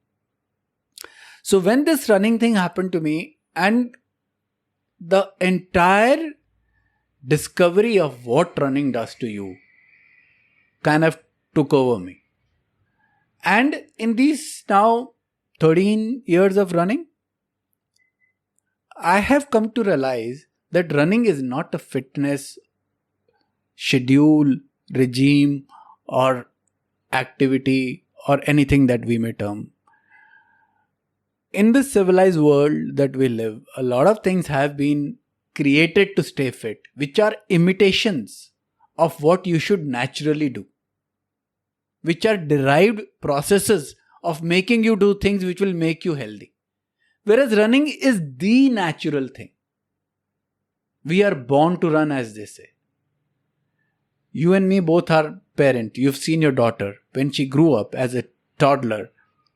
The first thing she's still a toddler. Well, the first thing that she got on her feet, she would have run. Yeah. If you see a child is always running. A child is never walking to a place. That's a natural instinct. That's how we are born. So when we run, we are only connecting with the natural being of ourselves and bringing everything in process, which makes us a complete person and which kind of activates all our faculties as to how they should be. And that's how we get healthy. When we talk about, एक medical approach है कि आपकी कोई चीज़ खराब हो रही है, आप उसे सही कर देते हो. मेरा ऐसा सोचना है, हमारी बॉडी एक बहुत ही unimaginably marvellous piece of engineering है जो अपने आप पे कंप्लीट है. It is functioned and monitored to be self sufficient. तो अगर हम इसकी सब फैकल्टीज को इनेबल्ड रखते हैं, हम अपने आप ठीक रहेंगे. We fall sick, whatever happens, that's because our body actually is not meant to go wrong, but we do something which kind of hampers its processes. So the only way to heal is natural way, to bring everything together, to kind of functionally, जैसे हम running में भी कई चीज़ें कहते हैं आपके यहाँ मोबिलिटी नहीं है या वो नहीं है, and things just fall in place. So the very simple thing that I'm talking about. But so if you start running, जैसे हम बात करते हैं me time, endorphins, if you see everything just comes back. Why we all are so excited and happy? Because everything is active. Everything is in, conjunction. You feel alive. You feel alive. That's the expression. It's the most complete thing, so to say. That's my realization.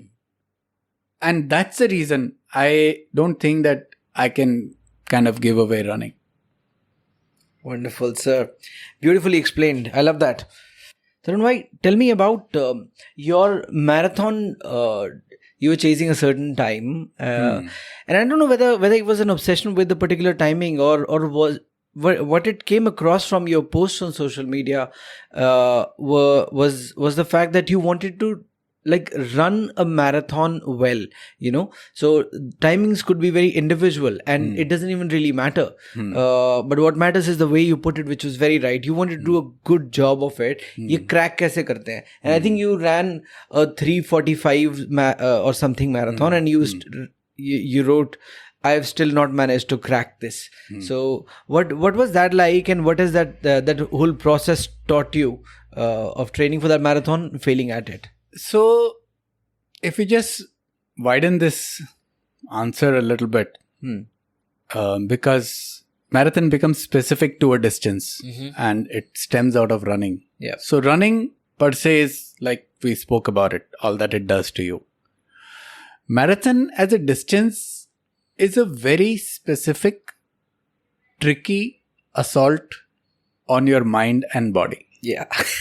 I like the word assault. And that I just discovered that it's an assault. I didn't understand that how to counter that when I ran my first marathon. Prior to that, for all that it is worth, there is a lot of push that we get in the community. Moment you tell somebody that I want to run a marathon, moment you start running, everybody is like, oh, you must run a marathon. I mean, yes, it's good. But I think somewhere what we need to understand, a marathon is a challenge where it tests your mental, physical, your biological, and your intellectual ability. And perhaps there are more aspects to it which I'm not yet aware of. And yet, it's at the same time, it's a paradox. At the same time, it's so simple that you just go out and run. Yes. But not a marathon. Not a marathon. The distance is what the tricky part is. Yeah. And that's one of the reasons that of all the things that I do, whether I'm running a 5K, 10K or a 21K event or something, marathon is the one that entices me the most, So when I ran my first, I'd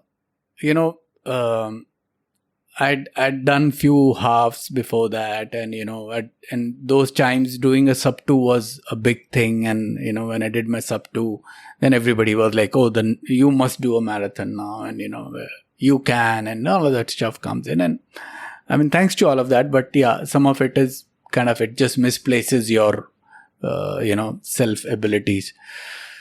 And rightly so, I fell into it and I took the plunge. Went through the process, doing those 16 or 18 weeks of training. Reached Mumbai. Those time Mumbai was the only coveted marathon event.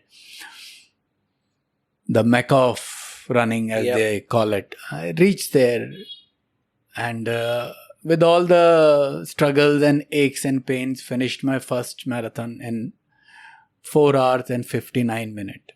Wow. Yeah, wow. Yeah, wow. Didn't mean to laugh at it in that terms, but yes. I got a lot of wows at that time. No, That but you've the done a reason- sub 5 and, Yeah. So all of that came my way. And yes, I was very happy and proud of myself in some ways. But somewhere I knew that I bungled it up. I kind of didn't do it right. And then came to next year. And I thought, okay, let's do it this time. Whatever little understanding I had gathered over a period of time, further added to my training. And I thought this time I will go and do a sub 4:30. बहुत ambitious नहीं था कि 5 घंटा तो कर ही लिया, अब आधा घंटा तो कम करना ही है कि अब समझदार हो गए हैं, स्ट्रांग हो गए हैं. तब तक मेरा हाफ मैराथन का टाइमिंग भी इम्प्रूव हो चुका था. आई was eight 150 at that time. तो मुझे लगा अब तो बनता है. I was doing well, as happens with most of the people running marathon, till 30 kilometers. And that's where things start looking little, Yeah. dim. I finished at 4:36. Wasn't so much off the target. But yeah, I was still not happy. Had a lot of, again, appreciation coming my way and thankful to that. But somewhere I knew that it's not there. Incidentally, तब new Delhi marathon launch हुआ था, तो अगले 2 महीने बाद ही यहाँ पे दिल्ली में भी होनी थी और हमने उसके लिए भी साइन अप कर लिया था कि देखी जाएगी इस बार तो. और हमने कहा वहाँ भी अटेम्प्ट किया. The story was the same. The result was the same. The guns fired the same way and the applaud came the same way. 4:36, 37 something. 30 kilometre के बाद बाजे बजना शुरू हो जाते हैं, हाफना शुरू हो जाते हो, पानी नहीं पिया जाता, कुछ खाओ तो खाया नहीं जाता. You start giving yourself the choicest words that why the heck did you choose this thing to do? But मरते मराते पहुंच जाते हैं फिनिश लाइन और फिर खड़े हो जाते हैं हीरो की तरह मेडल लेके. That was the time what you were mentioning. I did write a blog over it, Taming the Beast. And करी मेहनत, उसके बाद और मेहनत करी, जो समझ आया करा. Few of the people in our community, I remember having a good chat with Jatin and Shashank. Shashank Pundir, and he's a seasoned guy, Yeah. I took his advice. I said, I call him Guruji. I said, Guruji, कुछ तो है जो मैं गलत कर रहा हूँ. भाग रहा हूँ, मेहनत कर रहा हूँ, सुबह 4 बजे उठ के जाता हूँ, सब कुछ करता हूँ, तो क्या गलत कर रहा हूँ? Why the hell is it not happening? Anyways, he had a very sound advice, and I took it with all its sincerity. Went ahead. Tell us that advice. जाननी खाना ठीक से खाया करो. So it was all about nutrition, and I took it with all its sincerity and tried to work around that. Was he talking about like during race nutrition or generally? Both. Primarily during the race. Okay. And तो वो annual event होता था marathon running का. तो 2018 में भागे. 2017 कुछ खास नहीं बदला. एंड इनफैक्ट शशांक से मैं 2017 के बाद मेरी डिस्कशन हुई थी. तो 2018 की जो मैराथन थी उनकी हेल्प से अच्छा भागा मैं.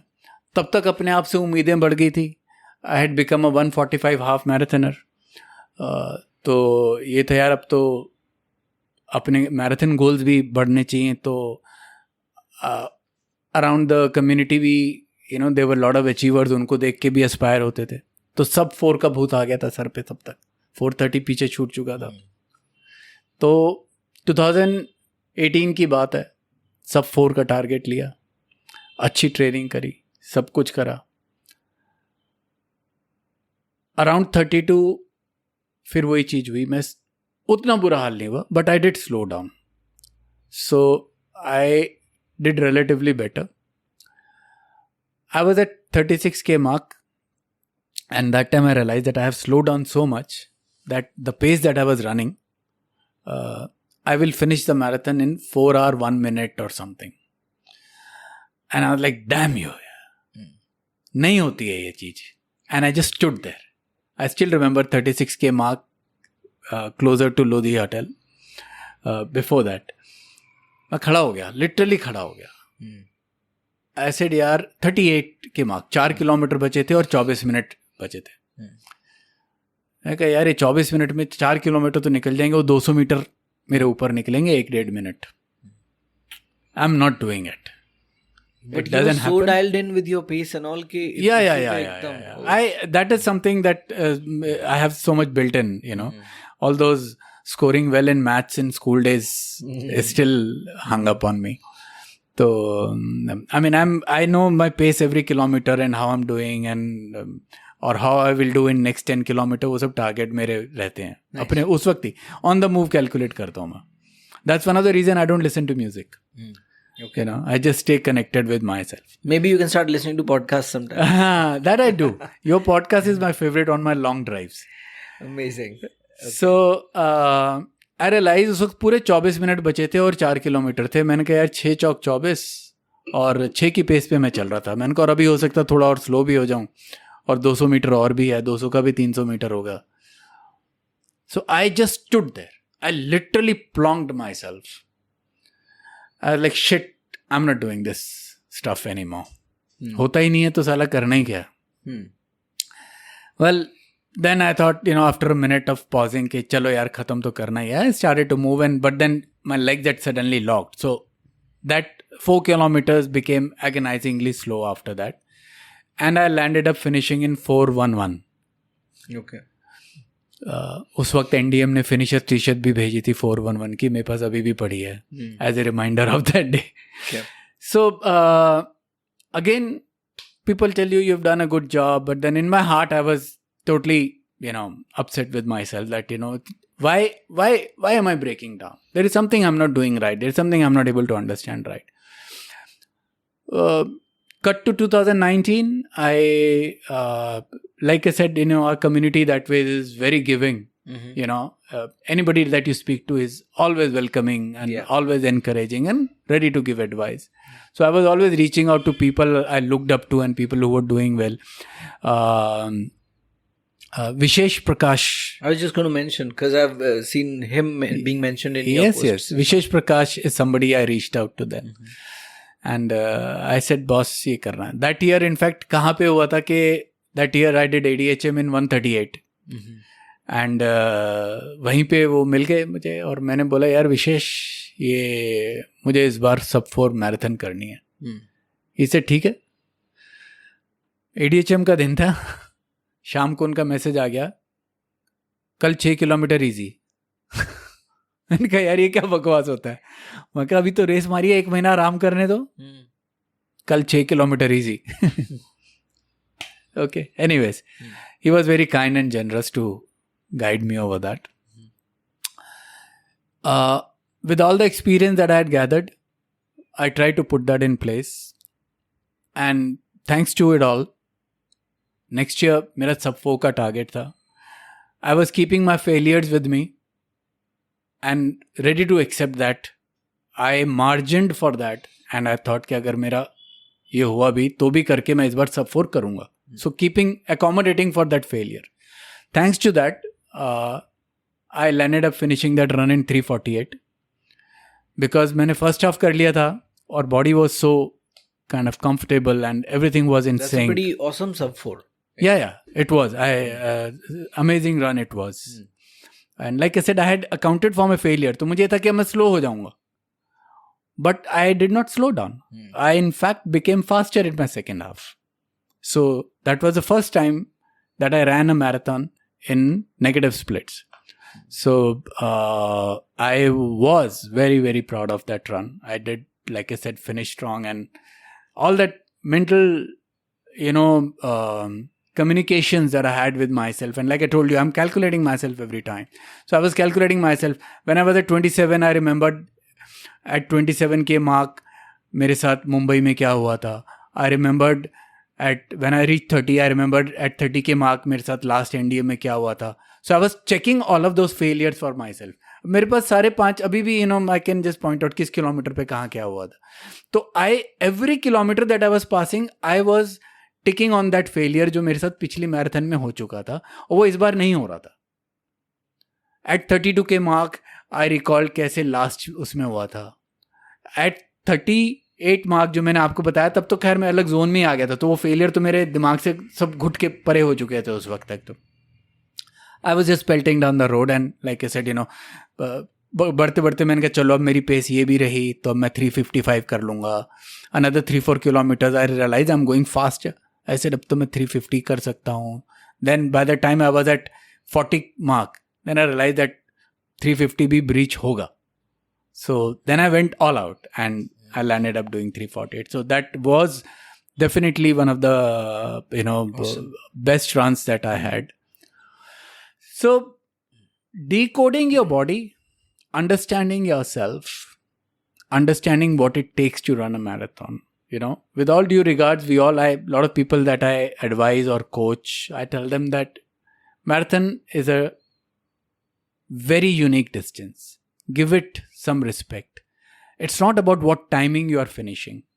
It's not about, yes, we all finish. And that's the beauty of sport. In running, there are no losers. That's the beauty of it. Everybody comes to the line winning over yourself. But I think, particularly about marathon, you need to run the way it is to be run. Train yourself. Condition your body, take care of your nutrition. Your body has a capability, you'll finish it somehow. Point is not that. Point is how well you finish it. So, tricky distance है. Half marathon तक का हमारी body का biological behaviour अलग होता है. 10K का biological behaviour अलग होता है. 42 में हमारी बॉडी का बायोलॉजिकल बिहेवियर एकदम अगेंस्ट इट्स नेचुरल एबिलिटी होता है because your resources are over. You still want to retain them, you still want to replenish them, and you still want to perform. So वो बहुत ही एक superior understanding of yourself and performing at that level है. इसीलिए मतलब अब हम ठीक है, we are not in comparison with the great grandmasters of marathon running like world champions Kipchoge and all of that, but we have to learn from them. We have to see what they are doing right. So that 2019 was one such attempt. 2020, I was aiming for a bigger target. Something didn't go right. I got bombed at 35, twisted my left side a little, and it started hurting, and I had to slow down. I landed up finishing better than before, 344 या कुछ आया था मेरा. So everybody obviously will say that it's commendable, you've done better, but I feel that I didn't do as well as I should have. And somewhere I goofed up. Otherwise I was hoping for something in the range of 330 to 335. But timing aside, like I said, it's not about timing.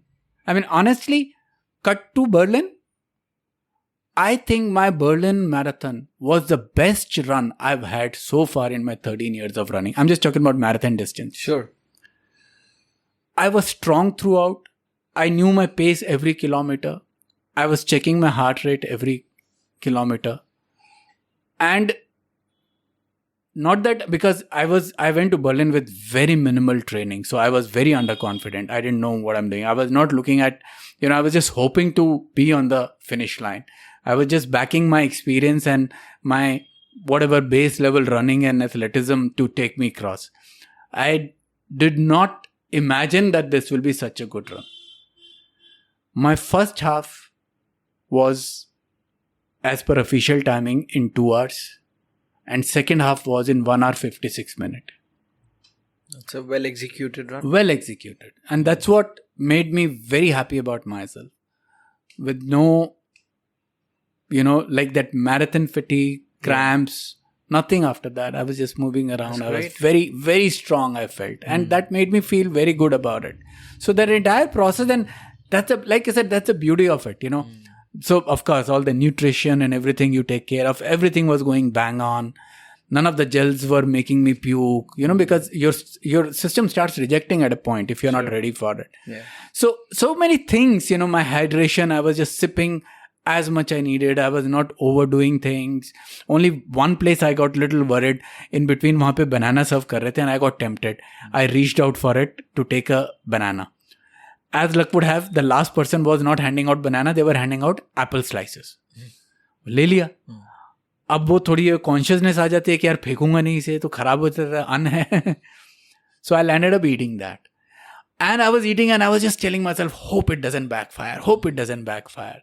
So I deferred my gel by a kilometer because of that. I thought, let it digest and all of that stuff. So thankfully, none of that kind of, goofed up and, I kind of managed to go through it.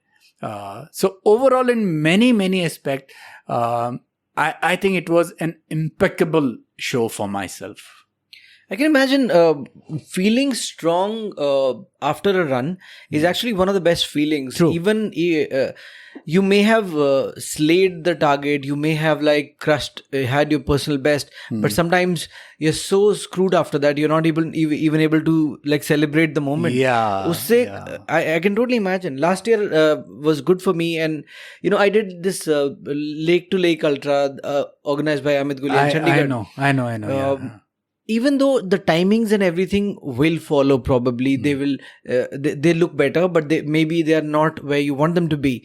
But the way you're feeling after that and the way you're feeling during the run, the way you felt, I felt amazing during the run and post run as well. So I think that's an amazing feeling. Because as an athlete, see, we are not here competing for a record. I may say I've done a 3:30, but then there are hordes of people here. Yeah. So, if I'm doing an Olympic and I'm getting a gold or something, then you can say, okay, of the current lot, you're the best. Yeah.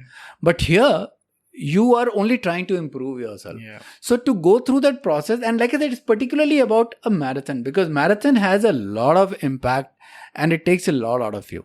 Yeah. So running a 10K, running a half, yes, it's a physical challenge, but it doesn't do to your body what a marathon distance does. I 100% second So to decode all of that is what is the exciting part. So what I really loved about the way you framed the whole thing was it sounds like a challenge to solve. It's a skill to acquire. Yes. It's a problem to solve, right? True. And you mentioned deep understanding of the self and this game is what is required to crack it. Yeah. I loved the way you said all of that, because usually you only hear timings, whether achieved or not. No, like I said, I've done 342 or 344 it was. That was a shitty run. This wasn't my fastest marathon distance. Yeah. Just about a sub 4. And I think this is the best run I've had. I'm proud of it if I can show it to someone and say that, okay, try and do this way. Yeah. And also because it was not incidental. I was doing it and monitoring it, and every kilometer I was timing myself, and every kilometer I knew that what's happening. I have a recall of every moment. Yeah. And that was not like something happening in the back of my mind. That was happening right in front of me, and I was doing it. And I was kind of, like I said, calculating forward and making it happen. You felt in charge. That's what I felt in charge. Yes. So that's the best part of it. Yeah. Great, sir. We are closing in on, this says 2 hours, but we've taken a break. So, thoda kaat ke bhi, we will be close to 2 hours anyway. There are a couple of things I want to still talk to you about. Sure. I hope people won't get bored here. People don't. Usually my experience has been that if I've enjoyed the conversation, people tend to like it. Wonderful. So I've enjoyed this. I'm pretty sure people will like it. Wonderful. You'll see that in the feedback. We will see that. We have an audience which is very, audience that is that has a deep connection with the podcast. So the feedbacks that I get are pretty long in nature, and people connect with me, and they share anecdotes and stories of how they like the podcast. So the certain parts of it they could relate with. Yes. Which is amazing. So you do a lot of speaking engagements. I want to know the latest one that you did at DPS school. What was that about? It was about adolescence. So, speaking opportunities came to me primarily during COVID time. There was a lot of online engagement happening at various platforms for various institutes, and because that was the only source to keep people engaged and keep people motivated or share knowledge and various things. So I do a lot of work with this NGO called Anon Foundation. Okay. And they work a lot with students, young students, school students. And I got opportunity to be a part of their team as a mentor and be the lifestyle coach for them. So I used to talk to kids. That time, the idea was just to give them a break from their online studies. So I used to engage them in various theories, various stories, talk to them about life, trying to keep them motivated and trying to... How did you do that? I would share my experiences mostly. Okay. I would just share how goofy I was. And I would share what I am today. You know what happens most of the time at any stage in life, whether you are a 5-year-old, whether you are a 20-year-old or a 50-year-old, for you, that is the end of it all, because that's all that you've seen. And the situation that you are in are the toughest. Yeah. Because you haven't seen beyond it. So when you tell a 10-year-old, come to his level and share his goofiness and share his problem, and then you show him that you are here, so he's able to see what he can be. That somehow perhaps helped. And I did a lot of sessions with them, with a lot of schools. And, kids used to enjoy. They used to ask me stuff about, sir आप बचपन में ये कैसे करते थे, या आपके parents क्या कहते थे, या अब आप कैसे करते हैं, या अब आप अपने बच्चों से कैसे कहते हैं. So, for them, it was just like coming face to face with themselves now and themselves 20-40 years hence. Interesting, because I was just wondering, how does cool kid relate to anything that a 53-year-old is telling them? Yeah, so the idea was to come to their level and show them the parallels. Show them that it's the same world.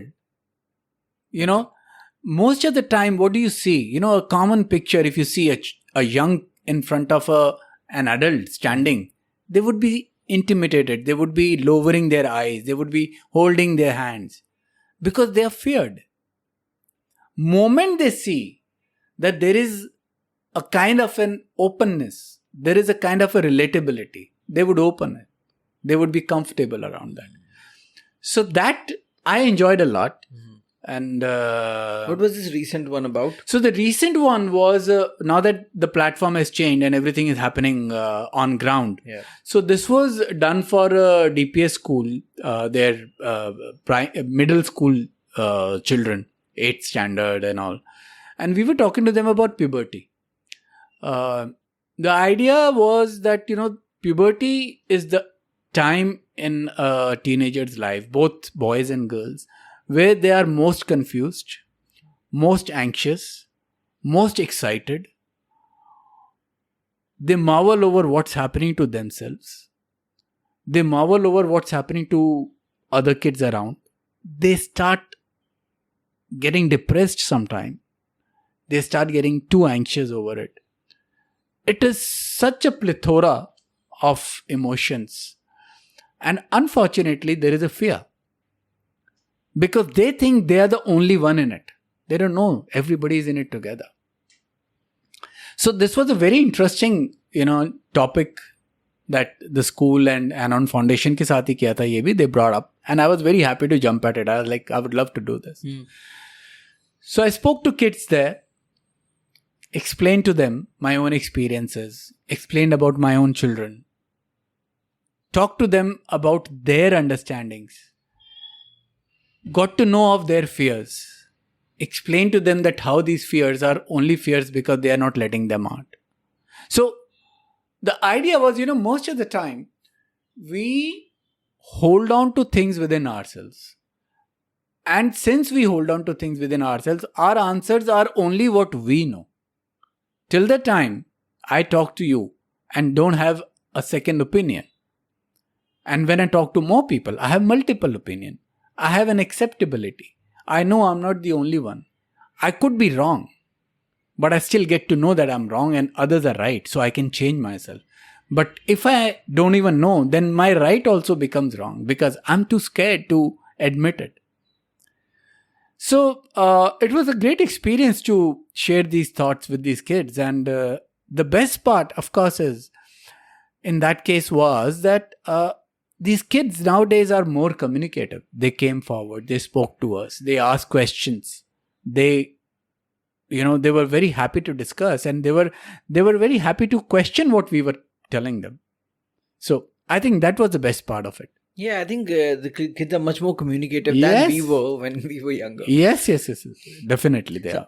I think this also touched upon the same, like this topic. I think you guys also mentioned in the post somewhere about sex education. Yeah. And how kids find it so difficult to, or parents find it so difficult to talk to the kids about it.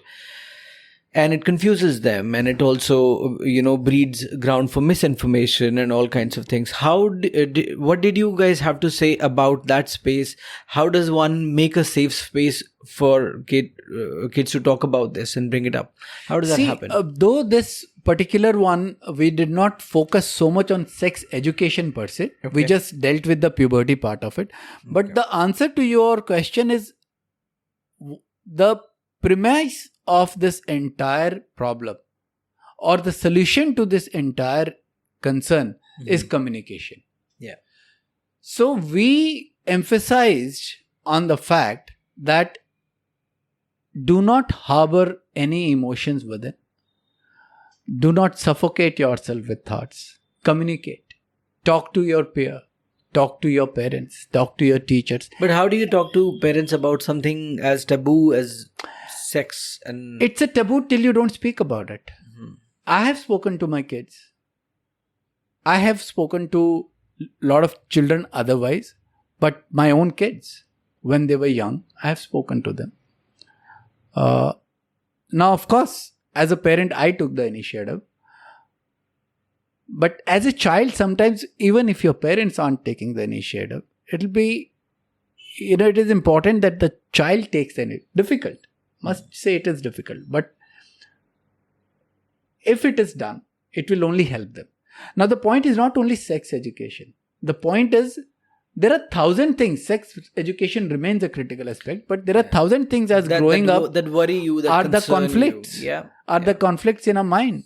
Now we see a friend doing something which is not right. We see something in our school happening which is not right.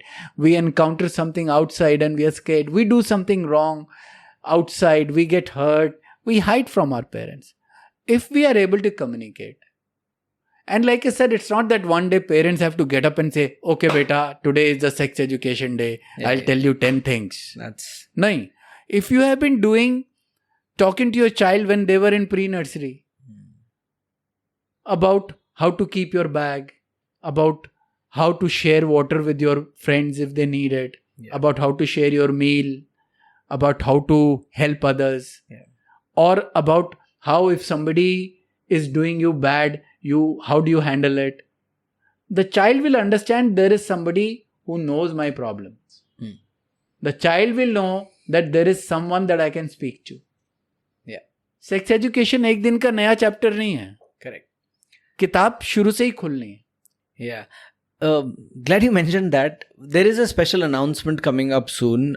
We, like the Find Your Ultra podcast, has collaborated with a very well-known foundation. and this is Breast Cancer Awareness Month. Wow. And we've already recorded 2 episodes with them about this Wonderful. awareness thing.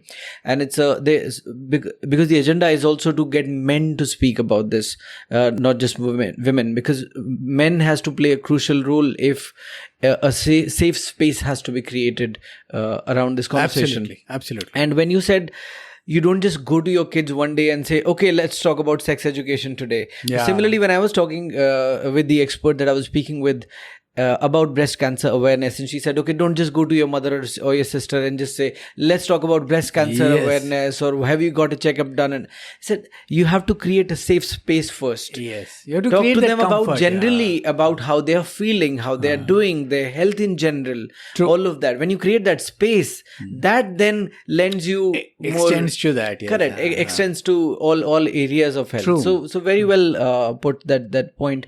Anything that you want to communicate to your children about, it has to begin with creating that space first. Yes, absolutely. Wonderful, sir. I could just keep talking to you. But so would I. Vipin, you know what we share. And I still remember the first time that we had met. Of course, we meet so many people, but some like you leave a lasting impression. We were walking out of Nehru Stadium after an event. Oh, yes. And you were walking with few people, and we meet a lot of people, like I said, on event, and some of us are known to each other and some get to know each other at those points. And you reached out to me yourself. And you said, you reached out and you said, Tarun sir, I have known you, I have heard of you, but I did not send you a friend's request.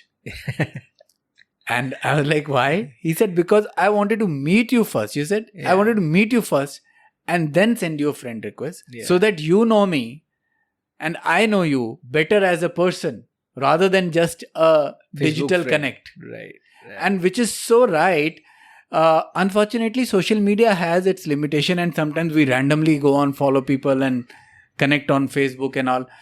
So many people that I meet and I feel embarrassed. You know, somebody will come to me, hi, how are you? I like, hi. And they're like, oh, we are Facebook friends. And I'm so apologetic. Half the people we don't even know. It is unfortunate, you know, and I feel very apologetic about it. And, you know, some people are okay, but I feel very apologetic that, you know, if someone knows me, I should know them. I have that responsibility, you know. Yeah. So that was very nice of you to do that, you know. Yeah, it's been a pleasure knowing you, sir, and following you, like I've mentioned. I would have loved to, you know, talk a little bit about your running group, the community that you've built with Runextreme and Fit with Tea. But perhaps that calls for another podcast another time. It may, yeah. But I've really, I'm glad we did not do the run-of-the-mill talk about, you know, the toughest runs and all of that. Yeah. I'm glad we touched upon life. Yeah. And this is a subject I'm a student of. So I've enjoyed this thoroughly. I would hate to finish the podcast without, you know, you sharing a message for, you know, people your age. So people in their 50s. I know all of us know so many that don't do anything about their fitness and health at all. And a lot of us who are runners also have parents who should actually be looking after themselves and don't. What is it that you want to tell them? I mean, उनको आपको डराना है, डरा सकते हो, inspire करना है, inspire कर सकते हो, जो whatever you want to say. So the two things that you mentioned, one about Runextreme and about the message. So Runextreme came out of the pure sense of giving back to the society. I started running, as I said, in about 2010, and we would look up to people. We would, you know, put our targets, you know, the usual stuff that happens. And those days, doing a sub 2 was the big thing. And like I said, it could be another podcast. So it took me 4 years. And eventually, when I did my first sub 2 in 2014 ADHM, everybody was damn chuffed and, you know, applauding for me. And I was actually beating myself. I was like, what the hell took you 4 years? This was damn easy. You were wasting your time. Just that you weren't doing it right. That made me think it over, that why shouldn't I make everybody else's journey easier? Okay. So little more pondering over it, little more, sharing thoughts around with some of the friends that we were running close to, and, those days, and talking, and, we thought, let's do this. And then 2015 March, coach had launched this event, Potpourri, which needed you to register as a group. Yeah. So हमने कहा ठीक है. So there is a calling for us, that we formed Runextreme, and ever since then, I remember that time when we started, the minimum that the coach required was 30 runners from a group. तो हमने इकट्ठा करके 30 इकट्ठा करे, और group T shirt बननी थी, तो 30 टी शर्ट का ऑर्डर दे दिया कि चलो देखी जाएगी, और 30 लोग इकट्ठा करने की सोची. We landed up being a team of about 110 runners, and we won that edition of Potpourri, the inaugural edition. Oh, wow. We won the trophy in that. And ever since then, it's been a journey. It's been 8 years now. We continue to work on introducing running to people, giving them more insights, advising them, coaching them. And Fit with Tea, it just became another arm to it. A few people wanted little more dedicated and informed coaching, so to say. So we just kind of created a separate arm of it under that, So people who are exclusively wanting to, they don't just want a group to associate with, but they also want some exclusive advising and, stuff like that. And mentoring. So we created Fit with Tea for that. So yeah, it's been 8 years of trying to give back to society what we can. Awesome. That is brilliant, sir. Sorry. Your second part was about message. Yeah. One of the things, and perhaps in our own, these are a lot of social behavior, and we look at, running around and playing sports as only a young man's thing, or a young, woman's thing, generally for teenagers and adults. And we somehow do not understand that living life is not the basic premise. Living a healthy life is the basic premise of existence. And a healthy life requires movement. Unfortunately, our lifestyles have become such where we are hanging around, sitting down, not moving. These are the things which are not our natural behavior. So it's very important that we bring that into our lifestyle. And one of the reasons that I try to give, not that I can really say that I've achieved a lot, but whatever little I've achieved with my work commitments, with my, time that I give to my health, I tell them, I try to showcase that as an example that it is possible and it is important. We go eat every day. We watch Netflix for 3 hours every day. That's not important. That's killing time. Entertainment is only when you have time. Your health is your priority. Every day, if you step out for an hour, that's it. Just give yourself an hour. In fact, I tell a lot of people that hour is not out of your 24 hours. Believe me, that's your 25th hour. That's the bonus you get. Take that hour for yourself. Your rest 23 hour will give you more than the 24 hours you were getting. So for a lot of people to think, a lot of my friends, my compatriots, they come and tell me, yeah, time nahi mil pata. So first thing I ask them is that, what do you do when you get back home? One of the common things nowadays is Netflix. Not to take the brand's name like that, but TV basically. Yeah.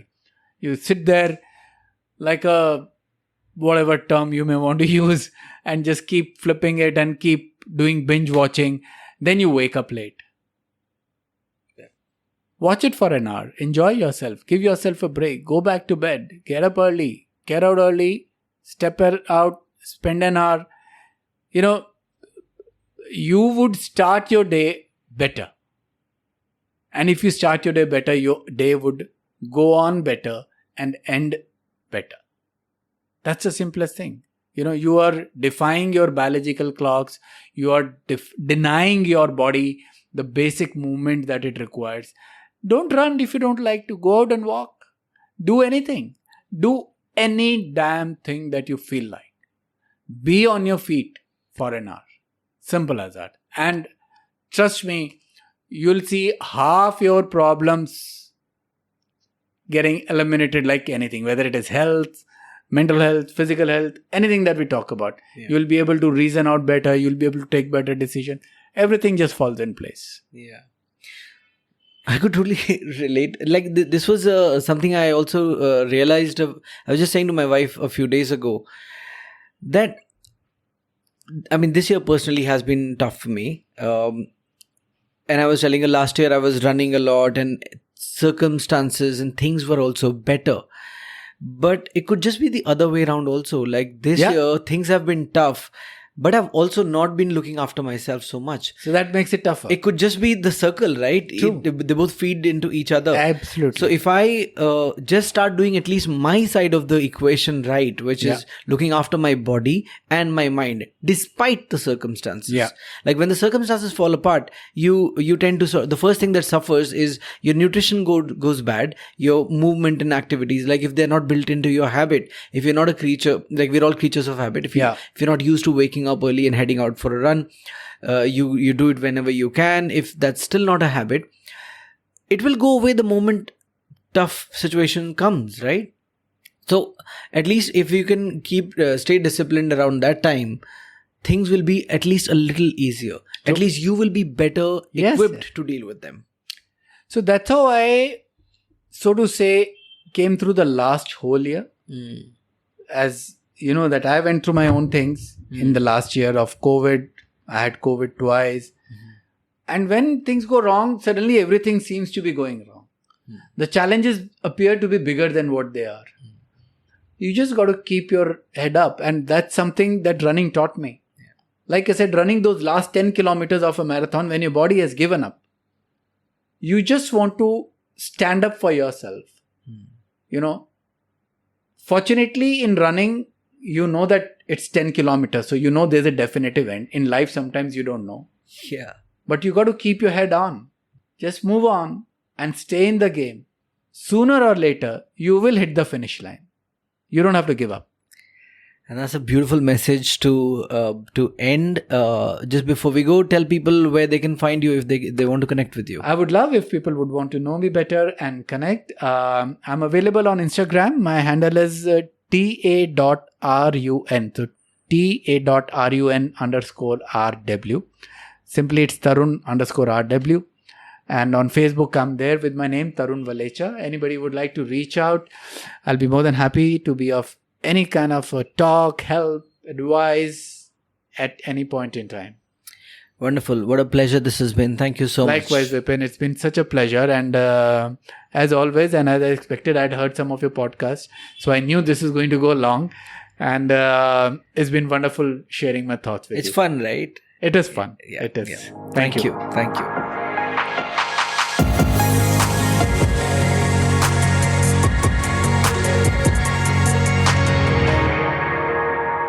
Thank you for staying with us till the end. I really hope you enjoyed this episode. And if you did, please consider subscribing on Spotify or wherever you're listening to this. It helps the podcast a lot more than you think it does. We do try to release a new episode every Friday, but as you know, the podcast is not backed by a production company yet. It is all end-to-end produced by a one-man army. That's me. That's a regular family man trying to juggle a full-time job and a family and everything else that comes with it. So I hope you'll understand if an episode is late or if I miss a week altogether, which has happened on a couple of occasions and I hate it. So yeah, I'm doing my absolute best to not let that happen often. But when it does, I really beg for your support and understanding. Thank you so much, and see you in the next episode very soon. Hopefully next Friday itself.